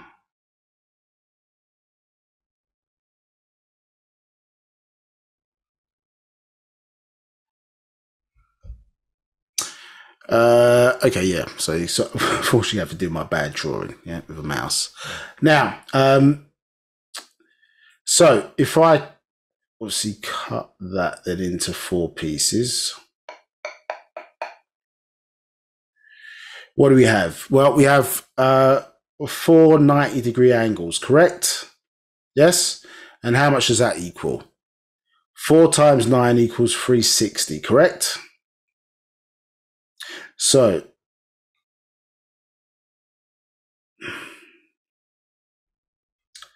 if you place that, for example, now, so we see there got 4 angles of 360. Do you understand? That's going to be 4 angles of 90, which also gives you 360.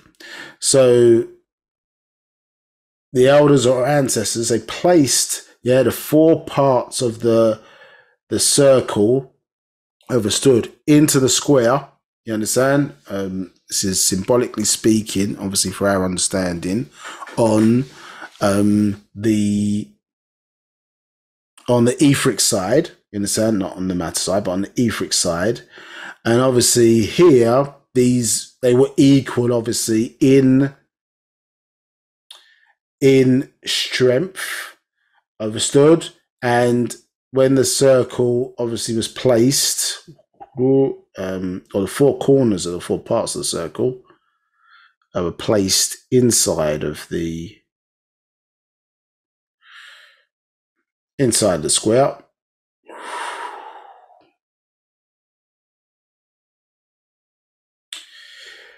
The place inside the square, obviously this shape or this friction, do you understand, of the 2 representative energies of equal strength or type, rub where the circle obviously is trying to get out of the square but being contained in it. That friction and energy build up obviously reached a point to where obviously this eventually exploded, you understand, and obviously manifested itself on the other side, or on the material side, as the first sum, you understand, or the Big Bang that obviously created the sun. Now, the question is, well, the circle, which arguably is they're equal but is superior to the square, I suppose. One is finite and one represents infinite. You understand? In this context, well, if it was done the other way round, so let's look at that. So, oh God, a minute.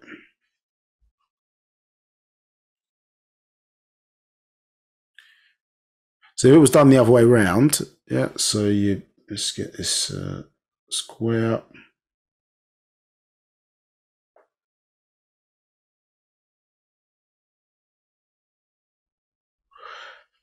So let's break up the square into 4 pieces.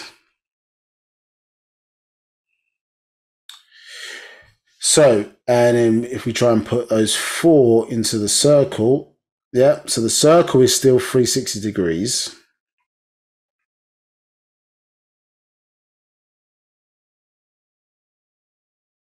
Circle is still 360 degrees. But now, can you see, when we chop up the square, yes, what do we have? Well, we have 360 there, don't we? Yeah, 360 there.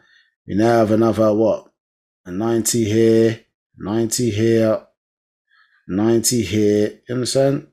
So I think if we calculated all these together, if you add those up, yeah, I think if from memory, you understand, I haven't calculated in my head.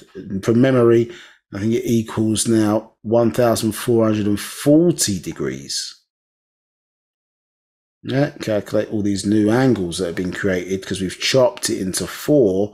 So obviously, if we then put this now into the 360, it exceeds it. So this structure wouldn't be able to contain now this amount of energy within the circle because the circle's only 360. Do you understand? If you think of the angles representing energy power on this side, on the other side of matter, you understand?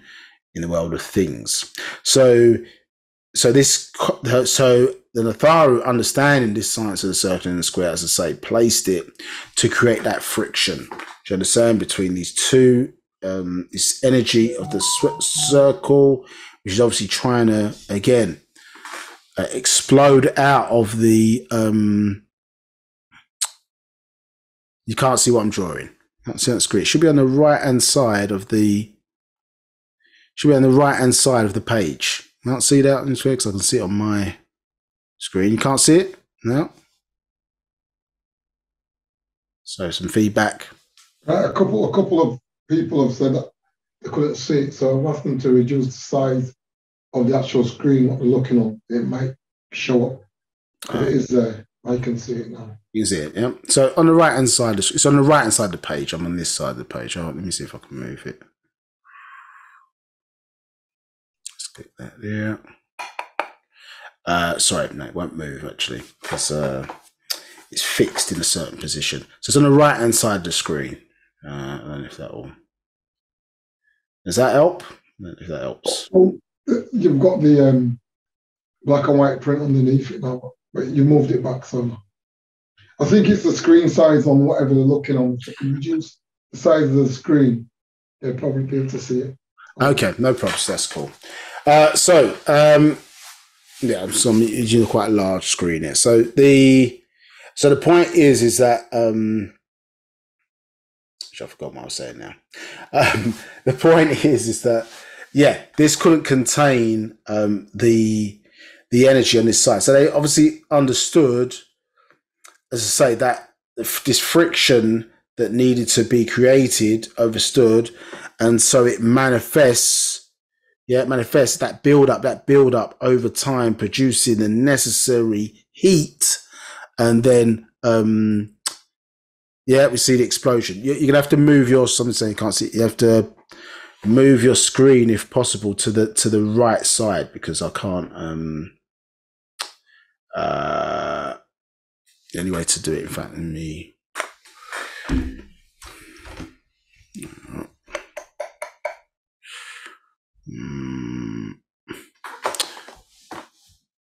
Okay.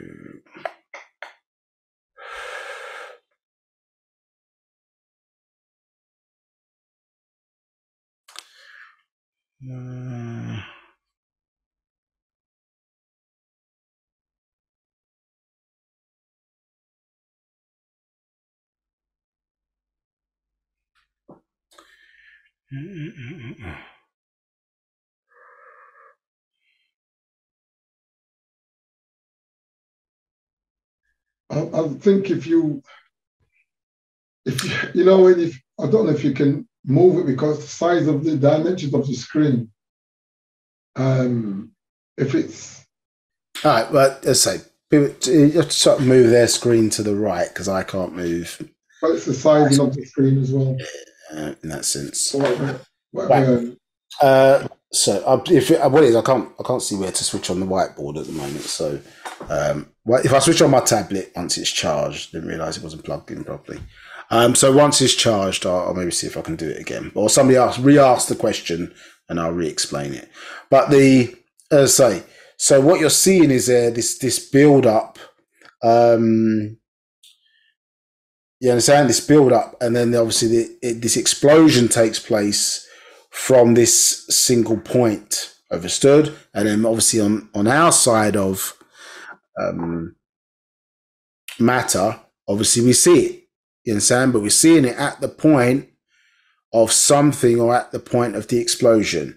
We're not seeing it or what took place, understood, in the darkness, understood. But obviously, for you to have a something, all some things must arise out of no things or nothing. Do you understand? In that context. And so when you start to play out now in obviously a macro level, what do we see? We see the sperm and the ovum come together. Correct? Again, the science of the circle and the square. What happens? It starts to multiply, understood, in size.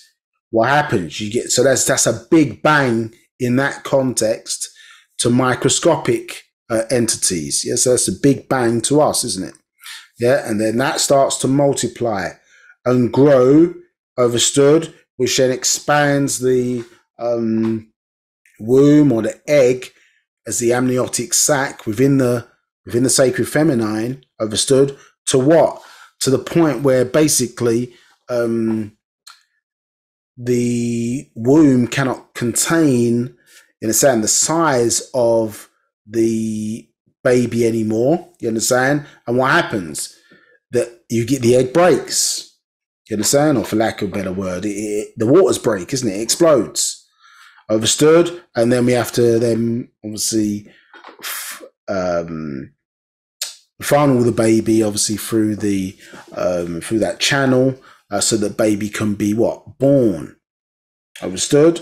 So these are the and then prior to that, what? There was an explosion of the male reaching the point of what?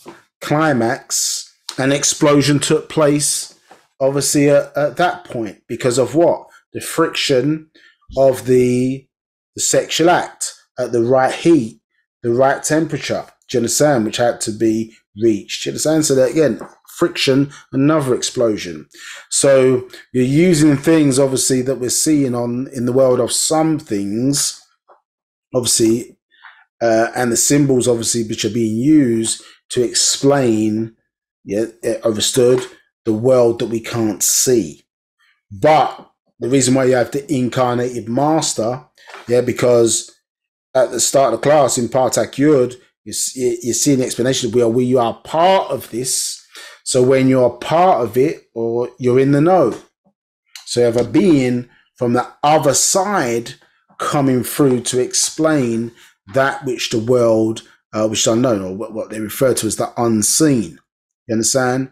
But, or the outformational context, and even the innerformational, context, you understand, of things that are taking place, what? In and as the master explained, in and beyond the stars. Yes? So that, well, you understand, which is also obviously the origin of where these things from, hence why they can be explained, now this might not relatively clearly. Yeah, once you know what's being expressed, once you understand the system that is being spoken about, obviously in this context. So this is why you have to get into the mind of our ancestors, you understand? And Wu-Sabat, once the mind is open, Wu-Sabat will do the rest. Wu-Sabat's job, or its purpose, I don't say its job, but its purpose, let's say, is to inform the descendants. You understand? Yeah, or the posterity. You understand? It's to inform the posterity of Nine Ether, but one has to be open to receive the frequencies. Hence why I say, if your glass is already full, with ideologies that you picked up in religion that one is comfortable with, understood, concepts of God, concepts of a heavenly Father, concepts of a Most High, you understand, concepts of an Allah, all these different types of things, because you are comfortable with it, you're not leaving the space, understood, for the new cycle information to inform your brain, to inform, you understand, for the link, to Wu-Sabat, you understand, 9 Ether, to inform you. What you want to do is you're still bringing the dirty water now into the purity of Wu-Sabat when you need to empty your cup. You understand? And we empty our cup by saying, listen, we're not messing with belief, faith, etc., etc. Listen, we'll respect you if that's what you want to follow, understood, but that's not us. Yeah, so respect you if you want to do, because many of us live in countries where religious freedom and expression is considered to be legal in inverted commas. So you do your thing, and I respect that's what you want to do, and that's your culture, and that's your science, but that's not designed to work for me. You understand? So one must empty the glass. So it's not glass half full or glass half empty. You must empty the glass. Do you understand? And even to that context, as far as mass concerned, must create our own glass made from our own material. Do you understand? And then for new water to be poured within. Do you understand? Mentally speaking. So in that regard, you understand? It hasn't got the hallmarks of that which came before, which caused our brain to be dirtied. Do you understand? We need new, clean, liquid to be feeding and watering the soil of our mind. Do you understand? So new thinking can emerge, which doesn't have all the old crap still contained within it. You understand? And so realign yourself or keeping your mind open.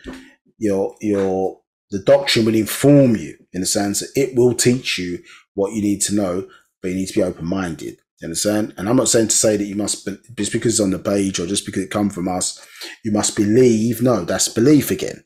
You still have to do the work necessary to, confirm for yourself, but it's not trying to trick you. You understand? You're just trying to, obviously, maybe being structured in a certain way to keep the knowledge away from those who would seek to stop its propagation to our people. You understand? And that's why one has to put the work in, because the master had to put it out, not in the logical sequence, 1, 2, 3, 4, you understand? Or 9, 8, 7, you understand? 6, so on and so forth. It had to be put out piecemeal. You understand? As we talked about in the early part of this class, and you have to be there to put the jigsaw puzzle together. You understand? For those who are sincere, for those who are going to put the work in, and then you'll get the benefits of that. And obviously here, of course, with many different student teachers around the world, you ask the right questions, then obviously we're here to help to facilitate and speed up that journey in the each one teach one context. Understood? Any questions?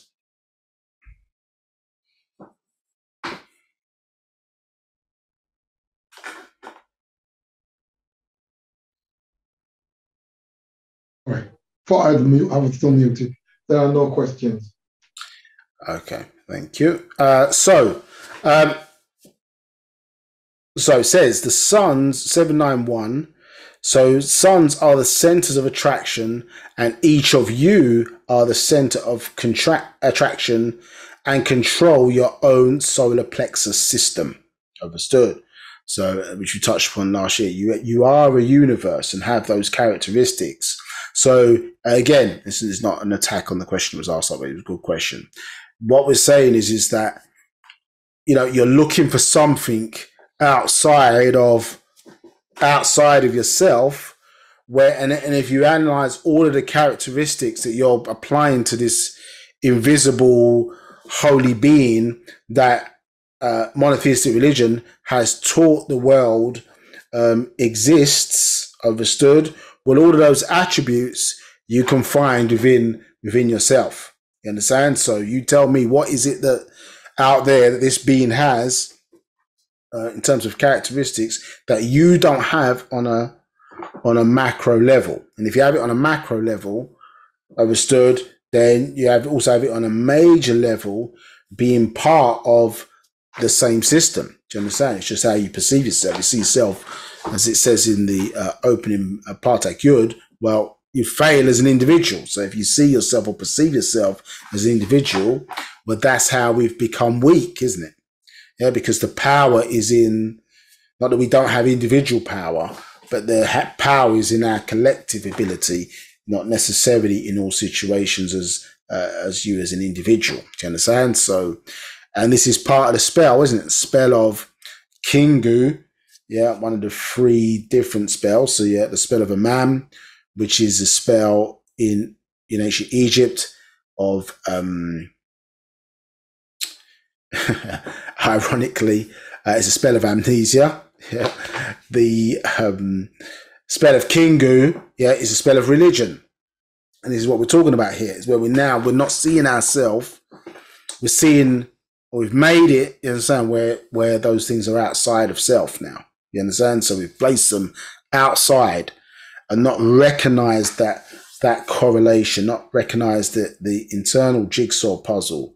Yes, that actually we fit in, or we're one of the pieces that when you put us in the right place, we make up the blackness that you see outside. We make up that environment. We make up the canvas. You understand? There is no that without us. Do you understand? We're part of those pieces that coming together make up that and have the relationship, in the sense, or the connection. You understand? Which they say in this society, you have to have the complexion. You got the complexion for the connection. Do you understand? But in the context of what we're talking about here, to progress in this society, yeah, which is a euphemism for saying, yeah, the lighter one is sometimes the easier things are that work for them in this society. Do you understand? But we truly have the connection, the complexion for the connection, because everything that's interconnected, yeah, it sits within blackness. Yeah, and as you know, from a factual perspective, the world of light, or some things, only makes up 10% of all existence. You understand? When all those elements are added together, so that sits within the blackness of space. There's no outside of it. It sits within it. Okay, so and so this is acknowledging the fact that you are a universe. Do you understand? As I say, Sacred Wisdom of Tahuti goes into this in some detail and explains that, yeah, worlds upon worlds exist within your own solar plexus. In your own solar plexus that you're holding. Do you understand? I think some of these concepts have come out in comics and different things of that nature. But obviously you understand the reality of who you are. You understand? And to say how you've been born into this world and placed in a position where you're managing a universe. Right? And how well are you doing that? You understand? How well are you doing that at this level of our existence, or how well are we doing it? You understand? How well are we doing that? Yeah. Have we demonstrated enough that were we to elevate up levels, could we be the sun, which is 93 million miles away? Do you understand? Has existed for some 93 billion years. Could we be that? Could we be that? Could you take on that role?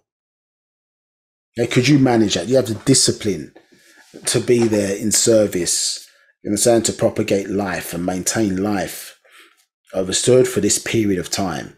You see what I'm saying? So how many degrees or levels up, or would we have to get to be in that position? Yeah, one of, say, 100 million stars in this Milky Way galaxy alone. So you're seeing that you're being placed now in a position where you're managing it.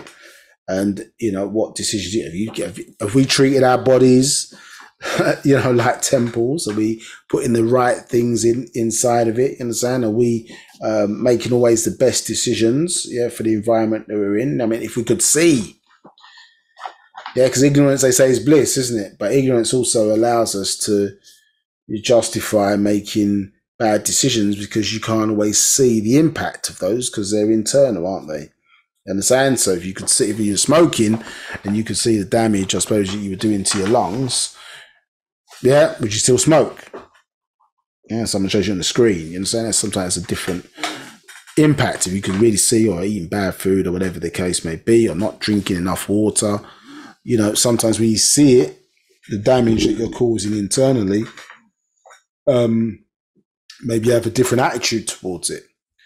You're saying, what if you could hear the screams of cells, you know what I mean? Of cells dying because you haven't drank sufficient amount of water over the last few weeks or whatever. You understand? If it could be expressed to you or you could hear it, the reality is you don't. You understand? Until it builds up to a point where it triggers, you understand, dis-ease. You understand? And then now you're aware, or you got to try and do something about it if you can.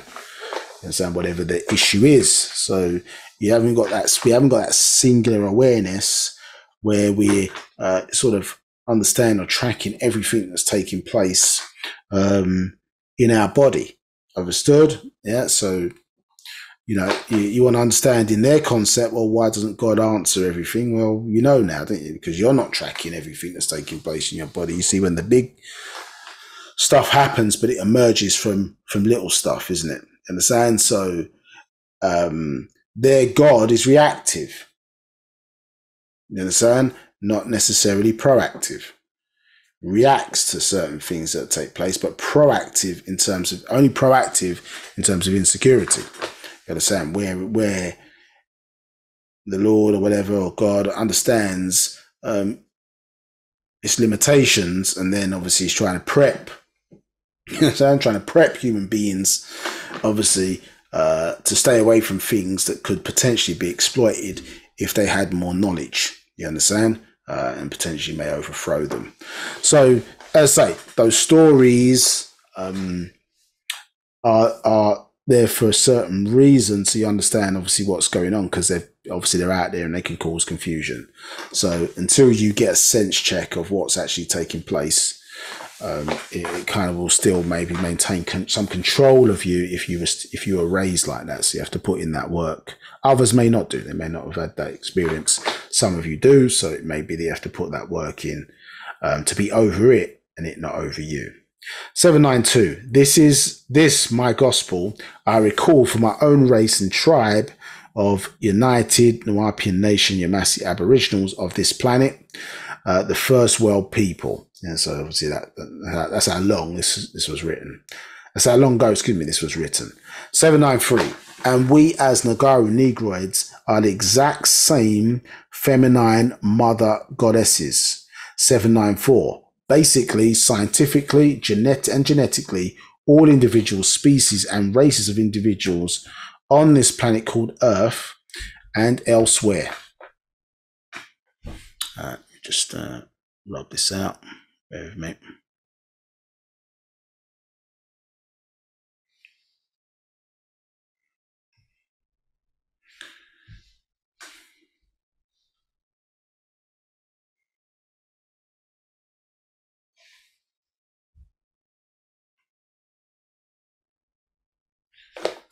Oops.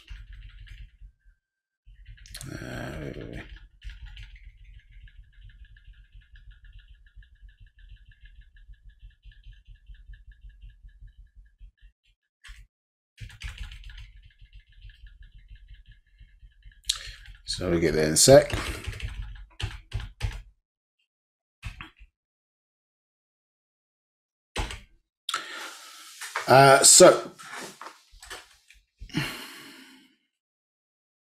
Okay, yeah. So just so it's ran out because we're switching to another book. So this is, as I say, what we expressed, we show you in the class here. So you can see all of this to get you back to understanding, all really from that repurposing, understood, of the owl, which a symbol, as I say, that represents not the female, but obviously the number 1000. Do you understand? Obviously, Pasha Shan, the lotus flower, in terms of the drawing, represents the number 1000. But the science of that owl, as in the mother or the M other, excuse me, Pa Buam, as we were explaining there.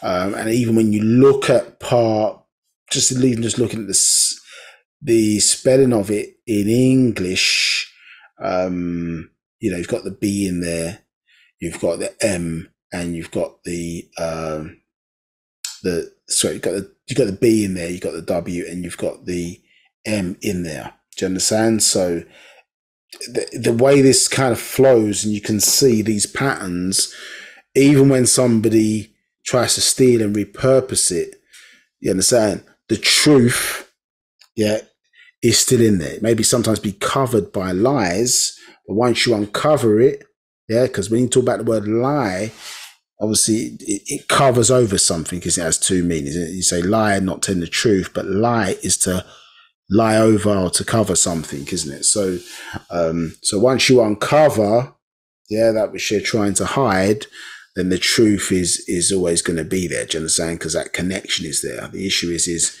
restoring that connection, and as I say, that feminine igon foundation, understood, is male and female, obviously is there in all aspects of our being. Do you understand? As we obviously expressed, Wu-Sabat, or the science of Wu-Sabat, is feminine in origin. Do you understand? So this is not to say female only. It's just, it's expressing or respecting the fact that that blackness that we see out there that manifests itself as existence in the being known as the female, she represents that. Do you understand? And obviously how the forces out there have placed a particular focus, you understand, to destroy, yeah, our genetics, our genes, and the future, obviously, potential races, as they see it, that could overthrow, as they see it, could overthrow them into the future, or the rulership,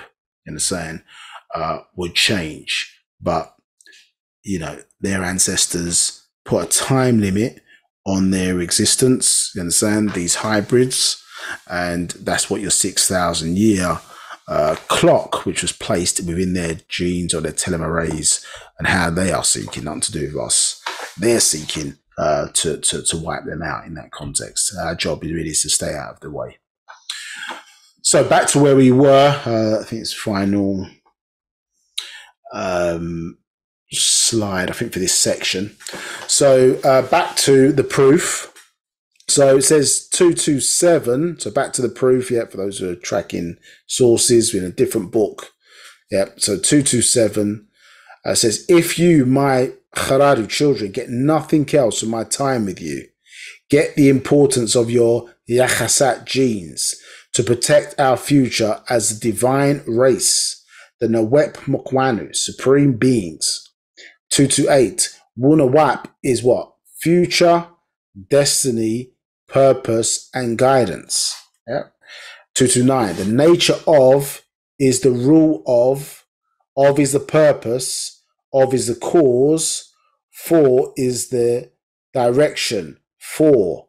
So the reason why these are capitalized is because they relate to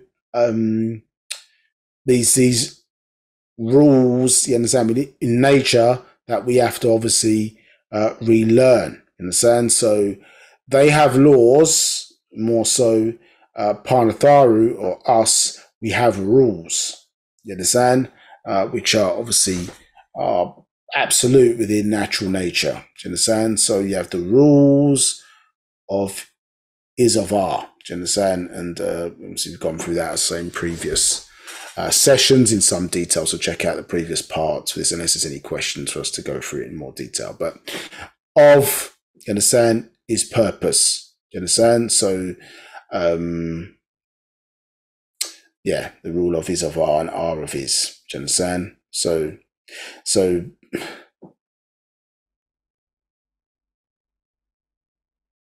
yeah, in that context. So yeah, any questions and then direct them. So, but note the terms. Do you understand? So of has a meaning in caps. Obviously, for now you're saying this direction.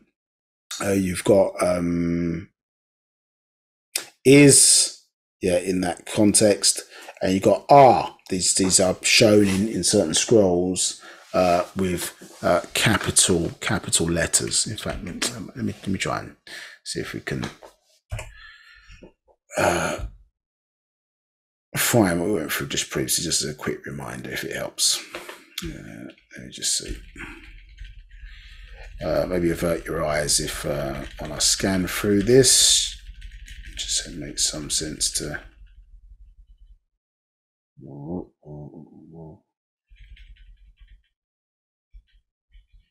Okay, here we go. So we can see here. So this is the first master secret number 3. You understand the bat, sacred ash. So you can see the capitalization of the letters there is showing, that it's informing us about these rules being spoken about. Do you understand? So the rule of is and are. Things of is, are, and the purpose is of are of is. Do you understand? So you understand? So you have to kind of keep playing these things over or studying them more intensively to understand what's going on. Do you understand? So here, what that's effectively saying is the purpose of things.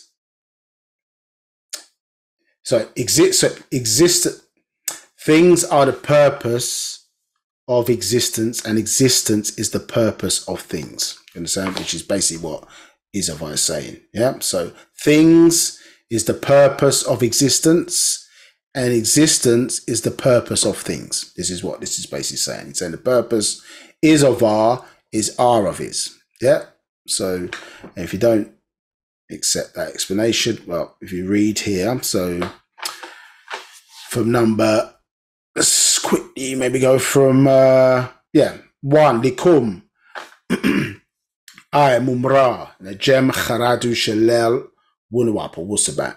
For you, all my beloved, son, star children of Wunawap. Yeah, so it's telling you exactly what we're dealing with here. Yeah, stars.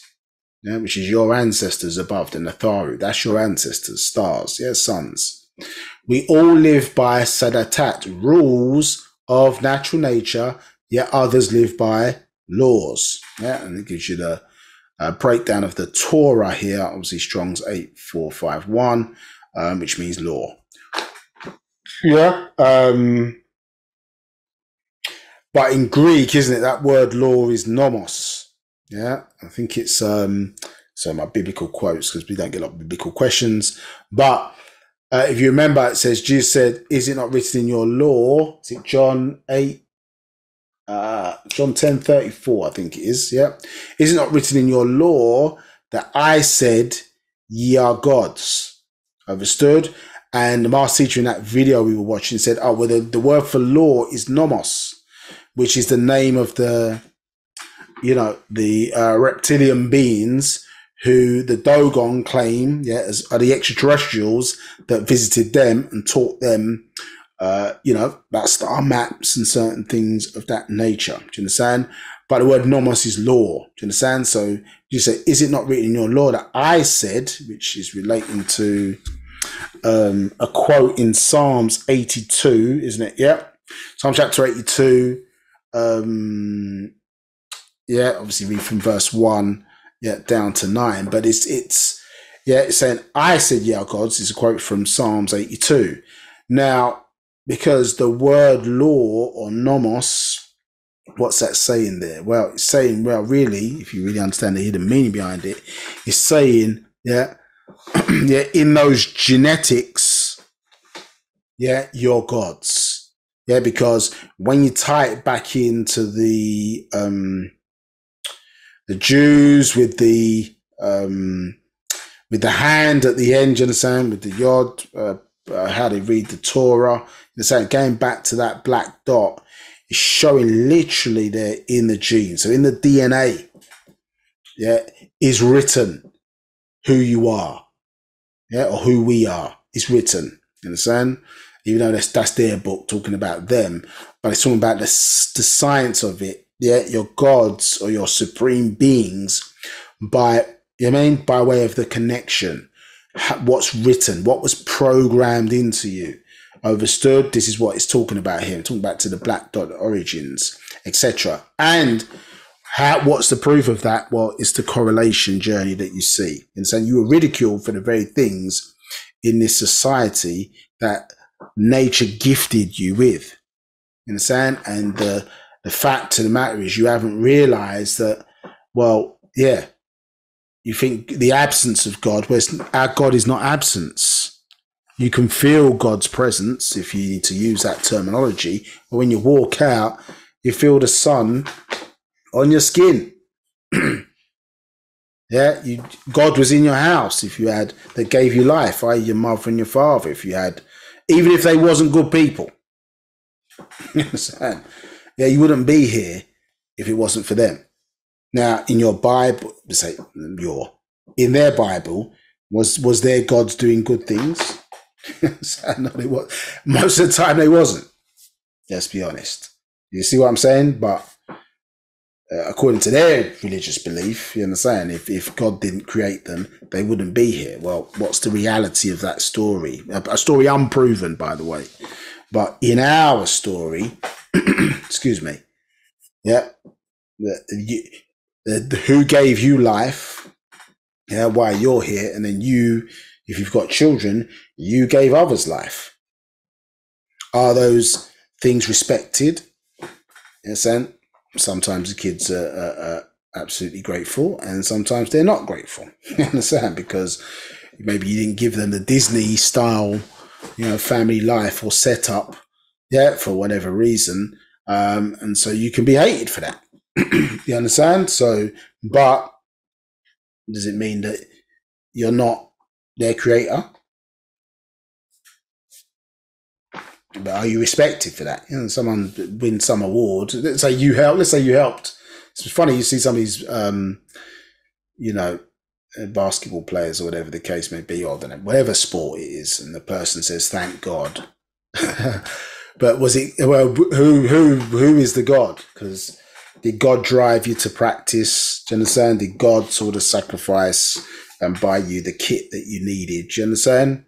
By way of these things. Well, some parents do those things, and some parents do those things to support their children, and others don't.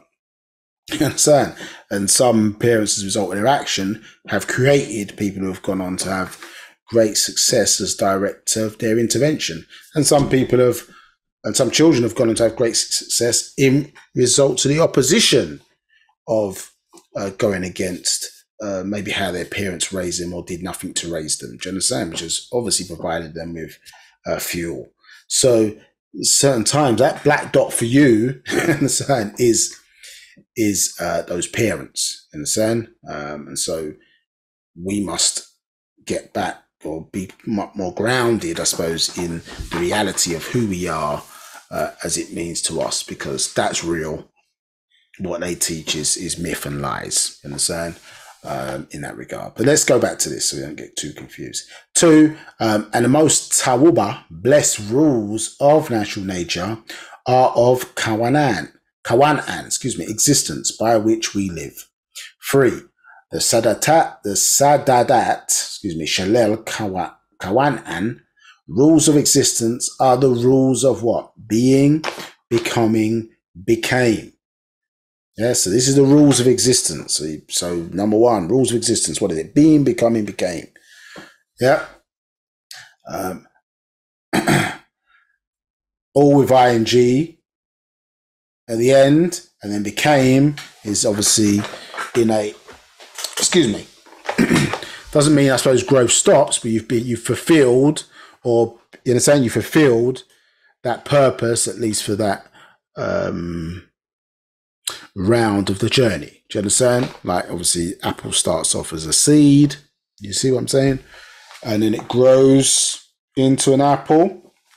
It reaches ripeness, and then whatever, it drops off the tree, and a person or an animal picks it up. Do you understand? Or it's plucked at the right time, and you bite into it. Do you understand? It's got a sweet taste or whatever, and provides sustenance for that individual. Do you understand? So it's fulfilled, it's became, and it was used at its optimum point of perfection, and it's fulfilled its purpose. You understand? Now, and then it obviously the cycle goes back around again, isn't it? Because obviously the seed gets spit out, and it obviously starts and formulates new life again. So it says the rules of nothingness to somethingness. This is what we're talking about here. Yeah, this world of blackness into the world of light, for lack of a better word. The sum of things. Yeah. So you are a what? A thing. Mukwanun, a being. Yeah. You of is, you are. So we are of things, correct? And as a result, we exist. Yeah. Says, for the rules of things and my beloved of things. So again, rules of things and my beloved of things. So when we go back up to the top, yeah, what do we see here? The word beloved used again. Do you understand?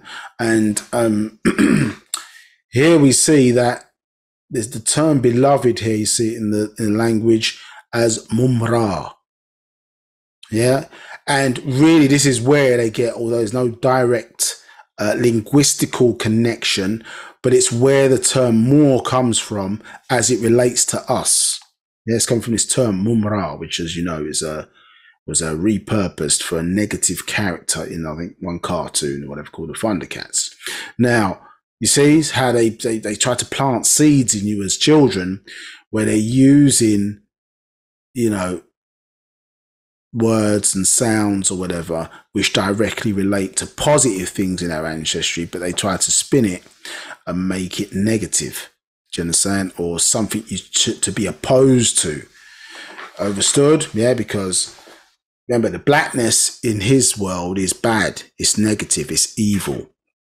Understand? The light is where is good to them.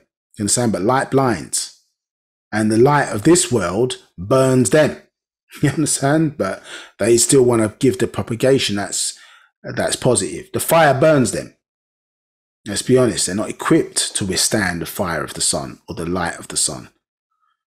Understood? So all of it we're equipped for, but they are not equipped for, but yet the blackness is what they really fear. You understand? And obviously, this has been programmed from a very young age in a lot of us as children in the very things that we watch. So Mumra was on the opposite side of the Thundercats, which were cool. Do you understand? So, of course, you know, you wouldn't want to align yourself with that as a kid. Obviously, as an adult, we see that they play both sides across the middle, because the Panther was on the positive side in the Thundercats, wasn't he? Which was obviously the black guy, and the way they voiced the character, he was black. You understand? Panther. You understand? The Black Panther.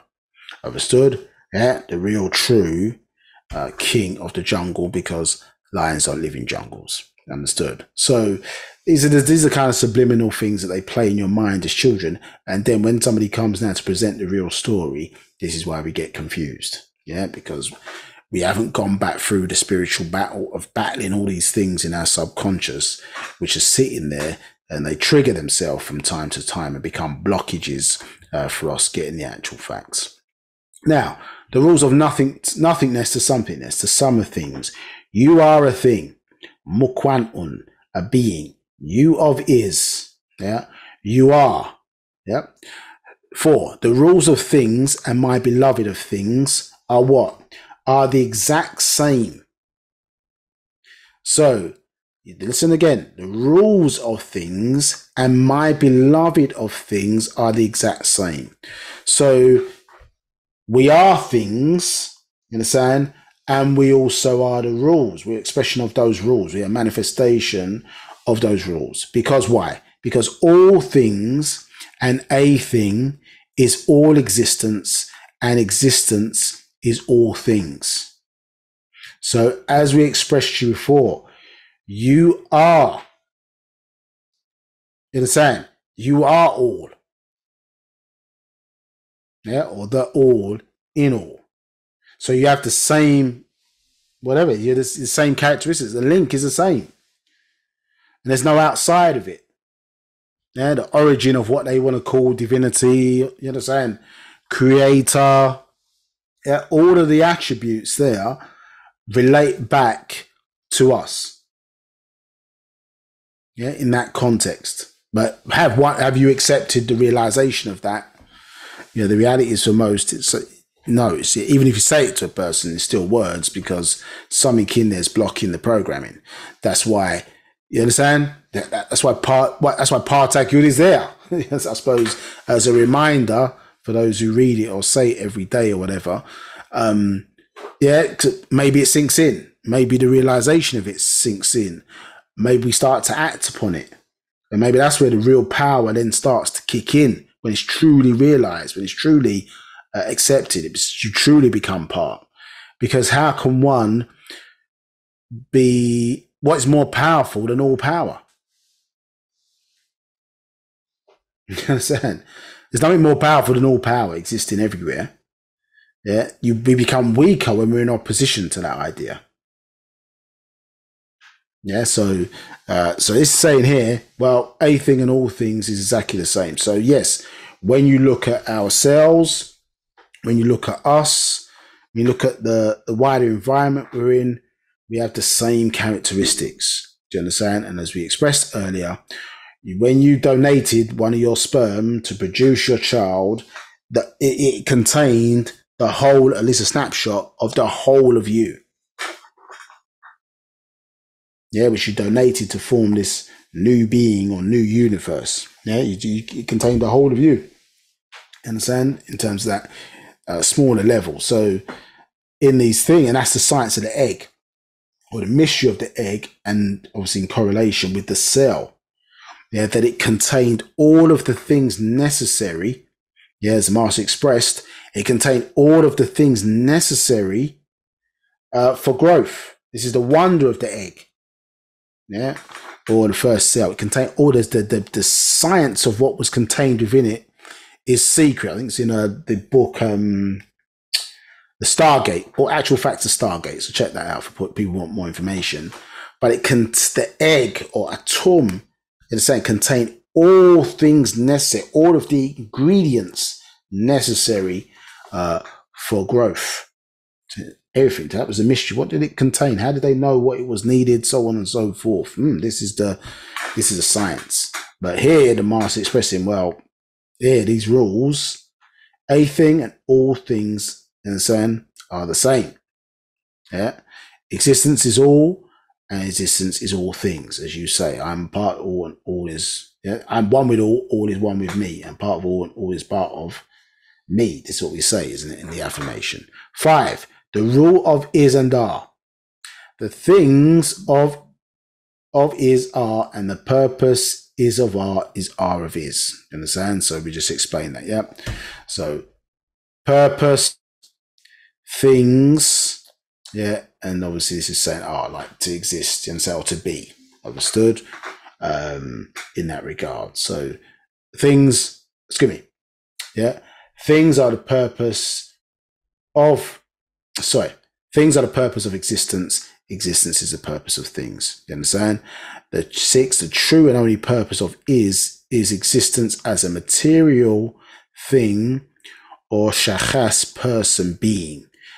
7, material is matter, be it atoms or cells, is to exist, to occupy, and it goes on. So there, for a long-winded way of saying, when you see those letters there in capitals in that way, it's telling us something. You understand? And then we get a new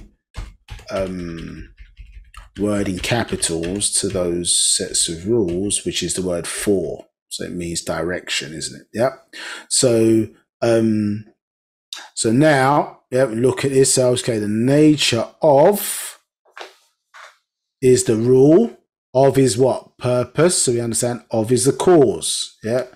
For is the direction. So we get a new word there added to our rules. You understand? So is, of, are. We understand that in that context. Yeah. Any questions? Well, I'll move to the next bit. Right. There are no questions. Okay, so 230. So feminines most importantly used as tattoo, women of Wu-Sabat or Wu-Sabat must teach the young Vanas Tasu feminine of Wu-Sabat to act the part they will play in this life. Muldatat, mother of divine beings, deities of this universe, out of whom all will be created by her birth. By birth, her Raham womb in the pleasure garden. 231. She is the house of the future of our race, the record keeper of our fate. She is deity, not a mere woman or female, not a sexual object or sexual toy. 232. You must teach her not to let men or Fateyu boys dump his Yachasat genes in her divine Khatat body. 233. If a Vanas Tasu feminine, Zazaz Tat woman, or Fataytat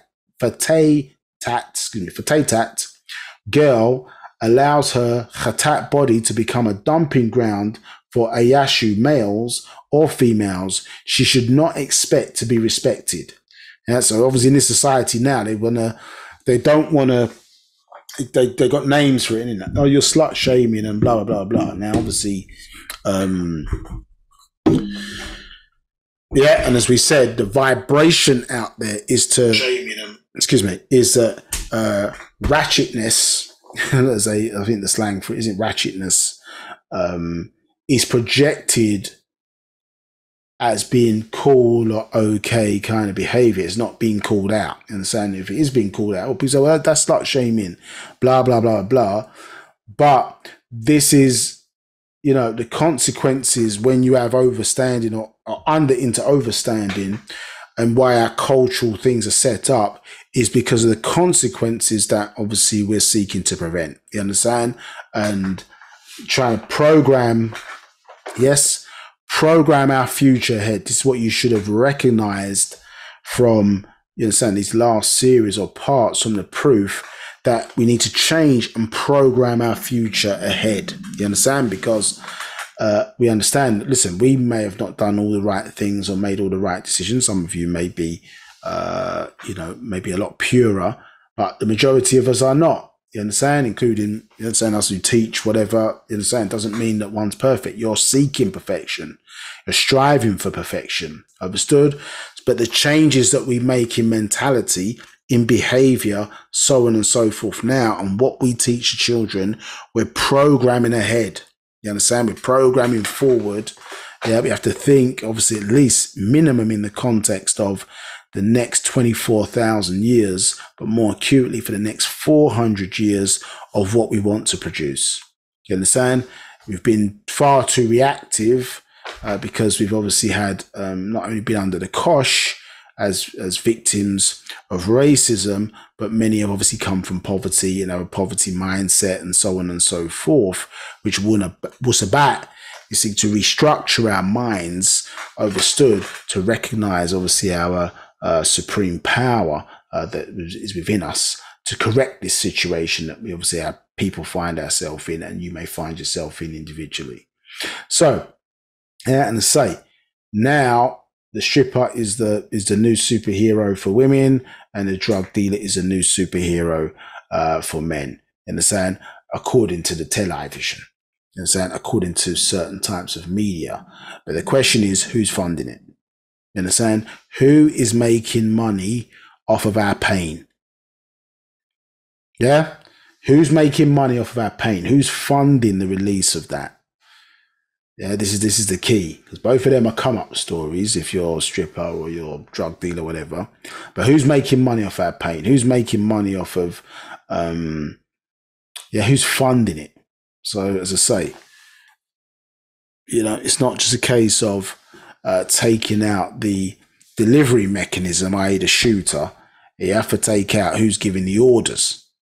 You understand? Or target our spiritual power, who is giving the orders. If we can't see it, that's a perfect reason why we use our ancestors.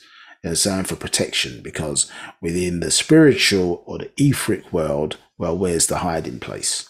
You understand? Where certain things are interconnected into the physical. So certain times you can't see who the real enemy is. Do you understand? This has been our problem. So the enemy within the enemy without, for take all out if we're to progress. Do you understand? And we have to make sure that there's a clear view in our mind of who that enemy is, or who the enemies, plural, are at all times. You understand? At all times. And direct our spiritual power for the suppression of their success for our betterment. Do you understand? We don't step on their success, but the suppression of the forces that are withholding us. Obviously, if we do the right decisions post, then it should result in or assist in our elevation. You understand? The forces are trying to hinder you from transformation. Do you understand? But are you making the right decisions to create that separation? You understand? And now, once your eyes are clear, it can be easy to do so. But obviously, you have to recognize sometimes some of the self-destructive things people are in love with. Yeah, they like them, even though they say they don't. They like them. Do you understand? Or feel, well, if I'm in a difficult situation or whatever, do I go towards self-preservation or do I go towards self-destruction? You understand? And in and around you, you understand, obviously with the television, it's always in the atmosphere, it's in the air, it's in the music, so on and so forth. So these things, whether it's now everybody wants to be a drug dealer, you understand, or a drug dealer gone legal, you understand, or say they ran the streets and all this kind of different stuff, when, let's be honest, yes, in the mind scroll, it says obviously that sometimes the criminal mind is closer to spirituality because of the lack of fear in certain instances. You understand? Like somebody goes into, well, back in the day this was, but somebody goes into rob a bank knowing that, you could be killed for the result of taking that, then not the act itself, but the lack of fear or the disregard in that, for the result is close. And so the lack of fear is close to the spiritual, not the act itself in that regard, but the lack of fear in that context. And the dial needs to be retuned to a more agreeable frequency. That's what was being expressed there. But a number of those characters now are just becoming a mechanism for coonery. And so, and this is what is becoming much more normalized because of the way it's communicated. Do you understand? So when it appeared at one time to be an extreme, if it gets filled or flooded in the environment in a way, then it becomes normalized. Do you understand? And then, what then is the extreme of that? You understand? So at one time you saw it as extreme, now it becomes normal. Do you understand? So now your judgment for what is respectable, now you become softened towards letting certain things go. Or now you, for pointing certain things out, you look like the extremist. Yes. For pointing out certain things. If I think there was a picture the other day, which rightfully so should be outraged, of a woman. I think she was in a queue for an airport or whatever, and she wasn't seemingly wearing any underwear. You understand? And her bottom was showing for what she was wearing. I was not called out for it. You understand? But this thing's beamed all around the world for everybody to see. And who does it make look bad in this context? You understand? So a lot of behavior is getting beamed around the world. And what's it doing? Is it creating the sacred feminine look or the sacred masculine look? As we showed you that picture before, what Wu-Sabat truly really creates, and then what their stuff creates. So we have to have a clear separation in that regard. But let's get back and finish on this point. So if Vanasutasu, feminine, Zazastat, woman, or Fatay-tat, girl, allows her khatat body to become a dumping ground for Ayashu, males or females, she should not expect to be respected. 234. Sexually transmitted diseases are very real, and most have them, will not tell you even if you ask. 235. A male will say I love you and mean I want you physically, then after move on to the next easy female. 236. A male will do with a female whatever she lets him, yet will not do for her, Remember, marriage is a lifelong responsibility. 237. Know yourself, Nawep Mokwanu, supreme beings, divine Kharadu, children of the Murzaku, Riskians, who birthed the Muntharu by way of Khalud, eternal, Ayun, infinite, Fatir al-Fatar, natural nature, which and whom are three major existences. 238. The existence of Bara, space. 239. The existence of Madad, material. 240. The existence of Waqut, time. 241. And these most major beings are inseparable because one cannot exist without the others. So in actual fact, the three are one. Yeah. Ah, okay. This is what I had in. Let's see if we got time. All right. Let's deal with this. Okay, so you get the message. So I want to lose that point there in relation to the sacred feminine and obviously the role of men in how we use our sexual powers. You understand? Controlling up the two-ball cane. As I say, 9 must rule over the 6. And in this context, mind, mental, 6 representing the physical. Understood? So we've got to make decisions that are best for the whole. Now, this is an interesting study. I'm going to finish on this point. It'll take about 10 minutes to go through before we finish for today. Just about the impact of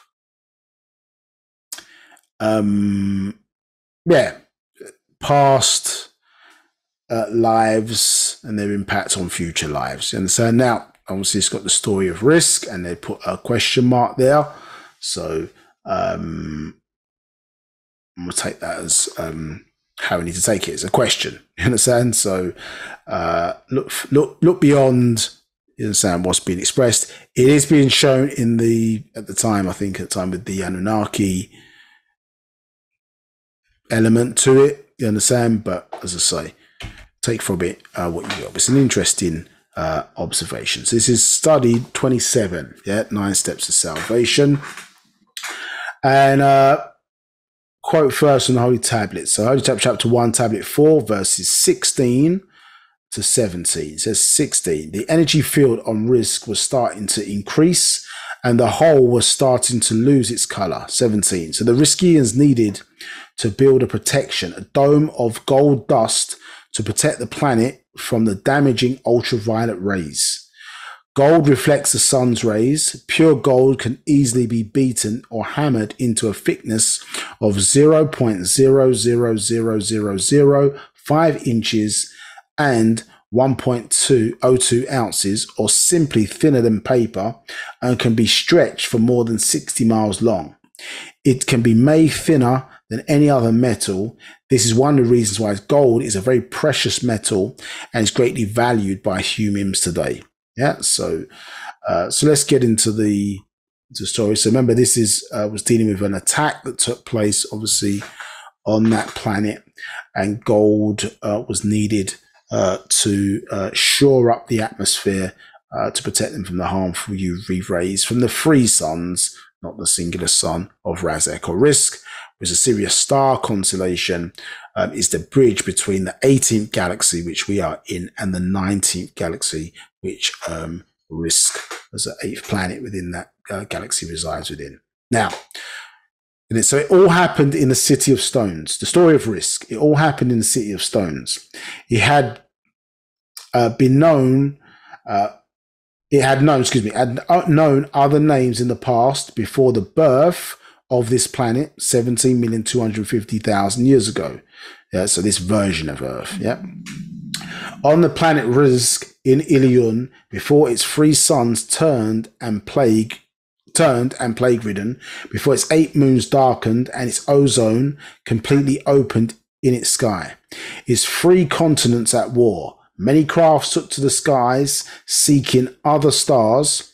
I was among them, a great master teacher, son of the great Nudimud, son of An, the incarnation of truth. So this is Murdoch speaking. Yeah, as I think it was touched upon in the video earlier. So the picture of Murdoch as one of the sons of Inki. There, yeah. The darkness stretched as far as the eyes could see. If you saw it from the outside, as in the inhabitants never did, what a wonder! Cities of lights form and groan in darkness. We need no light, for we saw with our feelings. It was so vast that the great river that divided the 3 continents flowed through them. It was named Gundan, which in the unthinkable past had flowed through all the lands and the forest of the primeval beauty. We as Igigi, yes, it means those who stayed in the skies, birthed Dingir, yeah, the righteous ones of the rocket ship. We have no sex, neither male nor female. This separation is still yet unknown to us. But after many incarnations, we split into 2 and live many lives as one or the other or even both. We were reborn again and again. The river Gundan flowed through countless succession of cities. The one in which let's make sure we get my page here. The one in which I taught was called Sinkin. My home in Sinkin on Rizq. I am a Rizqian of the ancient ages and empires. The city of Sinkin grew great and with many. Its stone was emerald, its luster green. It enveloped many smaller cities, but that stone channeled it, and its luster flowed through the halls of its cities, thundering from the 9th to the 18th level in a free fall and flowing meekly along the channel within the 19th. A grand canal which supplied the great city and made it self-sufficient.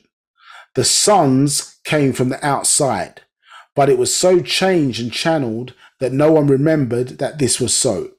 No one remembered the outside. No one seemed to care about the truth. The city was a seal by a great layer and had been for many thousands of years. But now there was a window in the uppermost sky opening slowly when they used to be tightly shut.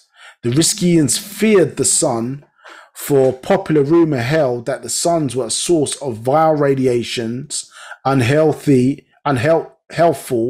a source of coming plagues. Yeah, very similar, as you see, to the hole in our ozone layer here on Earth. These were because of the windows opened by the grand blast of the misguided one. Yeah, so an attack basically fired at their ozone layer, do you understand? Which created the hole. So this was by way of a direct attack which took place, which caused this hole to appear, as opposed to the lifestyle, like in this planet, the lifestyle that we live in has resulted in the hole within the ozone layer, where this was as the result of an attack, a weapon fired at the atmosphere. So we made doors to outer space to seek the yellow dust, gold, but no one would choose to leave. No one ever had, from the day of the outer walls of Nibiru was built, that the city had to be built by square. Excuse me, let's read that again. It says, no one ever had, from the day of the outer walls of Nibiru was built. That city had to be built square by square to travel from the 19th level, for the burial of the dead had come upon us. For the city was dying, and the dead of the city was transients, in a crystal coffin which might always be shifted lower still when the living needed room. We all used to visit lower levels as a major pastime, to tour the lower levels, to seek out the planted sarcophagus of Ever, our ancestors to seek the resemblance of those still living, to face the Ever. This was so common in this long self-contained city of many levels, but in our last days of these levels were full of crystal dust and few were interested in going there. But I did and stayed for the rituals of ever. Once it had been a delight to those of us inhabitants of the city to search the study halls of art for histories, for the city lived much in the past and revealed old glories. But now the study halls went unused, save for the very lightest of luster of the ruby stone of touch. There was no more need to go to the lower levels to take on matter. We had long mastered being. The time came when birth began, and yet babies were born wise and lay patiently daydreaming in their cradles and could speak at 3, walk at 4 in our time. This was very young. The Riskian lived a curious mixture of caution and recklessness. Cartoon, for they surrounded themselves with the present, knowing the danger of entanglements, recklessness for the past. Wunawabu ceased to fascinate them as an unknown, noting the permanent meaning. There was only pleasure, lust, feeling, touch, and the future which held certainty of more lives which would remember the ones that they presently lived for a very long time. Death was absent from the great halls of the city of Emerald until one was born of Anshar and Kishar. He was an only rare that were those born new. New souls which had not made previous journeys within the flesh, babe which cried, children who grew up conscious of their being and some affliction, true children among the reborn, such was An or Anu. He was born in one of the greatest of families, at Igigi, whose families of association dictated more by previous lives than by blood. For a while it was true that reincarnation tended to follow lines of descendants. This was not always the case, and sometimes there were those from outside the bloodline who drifted in as children from the sea. They are the reptilians, old one seed, some in their first unsteady steps, seeking old loves, old connection. But An was a new incarnation. He was born to a Riskian, noble palace family. The birth of gender preceded him. His family occupied the 8th level. He was born on the 9th, nearest the stairs, although he was not of that reptilian family and therefore grew up less informed than the older minds and memories. He saw an old consort who lived many lives, so he had to go outside his own seed to another, the old ones, and Anne took Id to be his consort. He was a droplet in the canal of her many lives. She gave birth to Anne's first son, Nudimud. And Anne was new in the flesh, and his son Nudimud, Inki is another name, by the old one Id, was also in his first incarnation. He was given the planet Neptune, a water planet, and he was born with both lungs and gills, so he could live beneath the waters. His mother called him Iya, because she wished that he would make his home beneath the seas. He did so because his mother was from outside the bloodline of Anuna, another name for saying risky in humanoid form. You understand? Excuse me. Or the Anak in humanoid form as opposed to reptilian form. Even though he was born first to Anne also had to take a consort from the bloodline. So there was a previous class that we did. We went through this because obviously in the many crafts left out from Razak or Rizq, you understand? Obviously one of which, many of which were called Nibiru, do you understand? And these two, the reptilian side of the old ones and these Anuna lived on the same planet but occupied there's differences, obviously upper and lower half, understood? And there were great wars between the two, and the the Etherians had to intervene, and they set up a system, basically of rulership, to basically keep the peace between the parties. Do you understand? And this is what this is relating to, those rules that took place. Maybe another class we can go through that in some detail again. But check it out. I can't remember which class it is, but in our classes on our YouTube channel, we went through. It's called The Story of the Reptilians or something of that nature, and we go through that whole thing. Now, even though he was born first to Anne, Anne also had to take a consort from the bloodline, and she was called Antu, and she gave birth to Nunamir, who became Enlil, born without gills. He was an Anuna, yes, humanoid. Yet he began to rule the old ones, the Ushumgal, because they were the builders of the Shummu crafts. And he was given to rule the Lil, skies, the space or substance between Ki and An, or earth and above. He ruled the sky and was given the name Enlil, ruler of the skies, by his mother. His planet was Saturn, and An was between theirs, Uranus. So you have Enlil on the right side, and you have Enki on the left side of Anu. Enlil was also Nu. He was born to the Igigi and became a Dingir of the 6th-level palace family. The sapphire stone of blue luster lit up the hall of learning nearest the lowest stairs, though Enlil was not of that Umshigal family, which was Id's blue bloodline. Enlil was horribly conscious of his lack of taste and his lack of discrimination, which he could not excuse as originality. For originality was for the older minds and memories. His behavior was simply awkward, and he stayed in the skies of the Sapphire Palace during his life, thinking that his next would surely be better.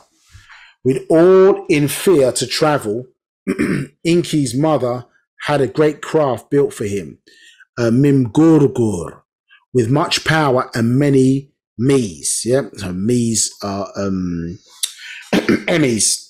It's a type of stone or crystal that stores knowledge. And he took to seek out gold dust for his own home planet. He left Nibiru in this Migurgur and arrived at the dead place covered with the water, having dark clouds blocking its light. It appeared to be dead without movement, so he hovered in his craft for signs of life. He planned to terraform this place and called his craft the Great Planet Nibiru called from his craft to the Great Planet Nibiru to request permission of his father An to beam down light. Many eyes from beneath the seas peered up at him, but he did not see them. They watched as the great light beamed down and went deeper into the sea. This planet was yet unnamed, so he called it Tiamat because of its waters. It was later to become Tiwawat and Ursetu and Iridu, home away from home. These two brothers had no love for each other. One was to rule the skies, named Enlil, and the other was to rule the seas and the planet Earth, named Enki, to refill it with all form of life. These two also had a sister from An and Antu. She was called Ninhursag, or Ninti. Mami was to be her name. She was to become the source of the T seed. And so she was also called T, is another name for their biblical Eve. So she was called Nin, lady female of the T seed.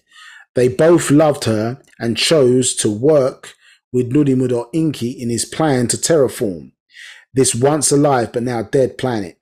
She was to become Shishki, or moon of this planet, the source of the spell of Kingu on all men and women, and his weakness of lust and her luster, her attraction, her lure, her seduction.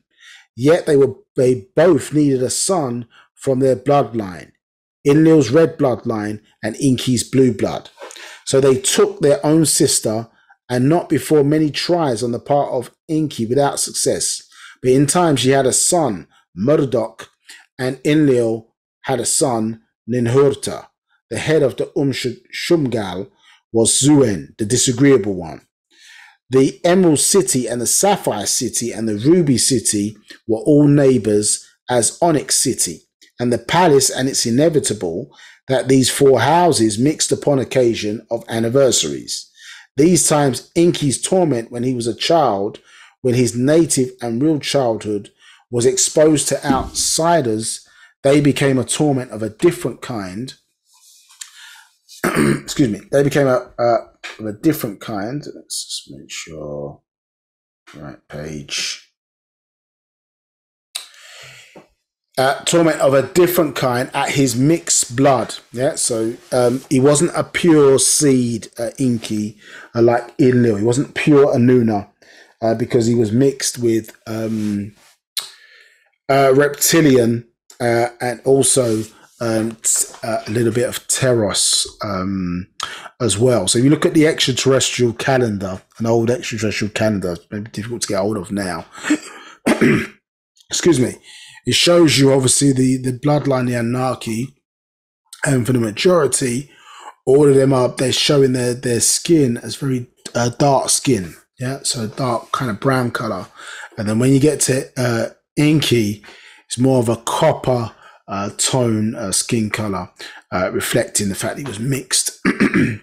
Excuse me, with the genes of two groups of extraterrestrials and others, obviously, which made him or give the ability, I should say, to survive in water environments without the use of apparatus. Now, his mixed blood and his 9th level, 40th year, when suddenly his newly maturing discrimination settled upon a certain face, a certain black loveliness in the ruby house, only to be expected. His own mother sighed, wanting him to breed with his own blue blood. Only he had embarrassed her many times and definitely came to her now with this confession of love for his own half-sister, a red bloodline Ninhursag. What he had seen in this Onyx princess, Nin is what others saw within their own bloodline or houses. An acuteness of longing possessed him, with which others claimed only for old recognition. Was it the red bloodline in him? Was it for total rulership? Was it lust? Was it love and attraction? His own mother, Id, did not know. So the fact he was mixed seed, you understand? Yes. Because Id obviously married or mated with Anne, producing him, he was half and half. So this is what was obviously being explained there. Id did not know or seek in old lives as the red bloodline that she herself had tied into. Was he seeking perfection? Blue bloodline was a new mixture. He was new, and it was for the first time. What is her name? His mother asked. Ninhursag, he whispered, his eyes cast down upon the crystal flood of this great emerald palace. Her name is Ninhursag, your own sister, she said, but she of the ruby palace of lust, Ludimwood. His mother Id said, you are a droplet in the canal of her many lives. Forget her. You entertain me with the kindest thing she had yet said to him. High compliment implying he might yet attain nobility. Now her kind advice brought tears to his eyes, but he shook his head, looked up into her eyes, which he did seldom. They are very old and very wise, and he sensed them forever, comparing him to the memories, ages past of the great rulership of the seas and its evil one, Dagon, who corrupted her seed and his own desires. Does anyone, he asked, ever forget? Son, I give you good advice. Of course, I cannot stop you. You'll be born 1,000 times, and so will she, and you'll never make up for your youth. But such longings come out again if they are not stopped in this lifespan, or in the next lifespan, and they can make misery. Son, be with many females, many good friends. You may be born in your next life, not knowing whether you'll be a man or a woman, or if they'll be what they are. Make many friends. That's my advice to you. So that whether some are born ahead of you and some behind you, whether sexes are what they are, there'll be some who'll be glad to see you among them. That's how one makes a place for oneself. I did it ages ago, before I began to remember my past lives. But I have every confidence you'll remember yours at once. That's the way things are. Now and when you have a chance to choose intelligently, as you do in these days, why, lad, be very glad for good advice. Don't set your affections strongly in your first life. Make no enemies either. Think of the old ones, Sakar, you understand, the one who fired the bomb at Risk, and Shalem, your uncles. Dawn and dusk is how far apart they are and verse each other in each lifespan. Son, never set strong patterns. Be wise. A pattern set so eagerly could make all your lives tragedy. I love her, Inky said, and with all hopeless favour of his 40 unprefaced years, well, she warned him. He stood looking at her, and the day came when he lost her. Then he moved on with his own wish. I shall be wise, he promised her spirit. I will never set strong patterns, but his mind was set on Ninhursag, to have her and many others, to have that great son Murdoch and many others, to study in the great halls of sapphire and ruby onyx stones, to know lust from love in the ruby, to know health from sickness in the emerald, to know flight from swimming in the sapphire, to know darkness from light in the onyx halls, to know what one is prepared, to know what one is to know, to prepare for other lives, to visit other levels, and this is the story of Risk. Yeah, so an interesting story there. Any questions? There are no questions. So one, you see the impact of one life and how we conduct ourselves can have an impact in many lives. And that was just making the point of the importance of genes, the importance of our behavior. It's not YOLO. Yeah, you only live once for us. Yeah, it's many thousands of times. So how we live, if we had known this information, we may have approached or been born into a life, very differently. But that's obviously not the case. So we find ourselves in a situation where, as I say, we now must use our science of Wu-Sabat to program and take control of our future once again. So if there are no other questions, then we're going to close class. If you want more information about who we are, UnitedSabiansWorldwide.com. If you're interested in joining and things of that nature, check that website. Our YouTube channel, you can do a search, All Eyes on Egypt, Midlands and North. Well, this is the link as well, if you want to take a picture. For the classes here, so I think we've got 3 parts which are missing to upload, so we'll do that also the next week or so. So if you need to go back and revise before our next class, then please do so. So we're back. It should be the first Sunday. Yeah, it should be the 5th of November. But as I say, just check out or look out for your emails if there's any change to those dates. Yep. So if there's no other questions, thank you for joining us today. Very much appreciated.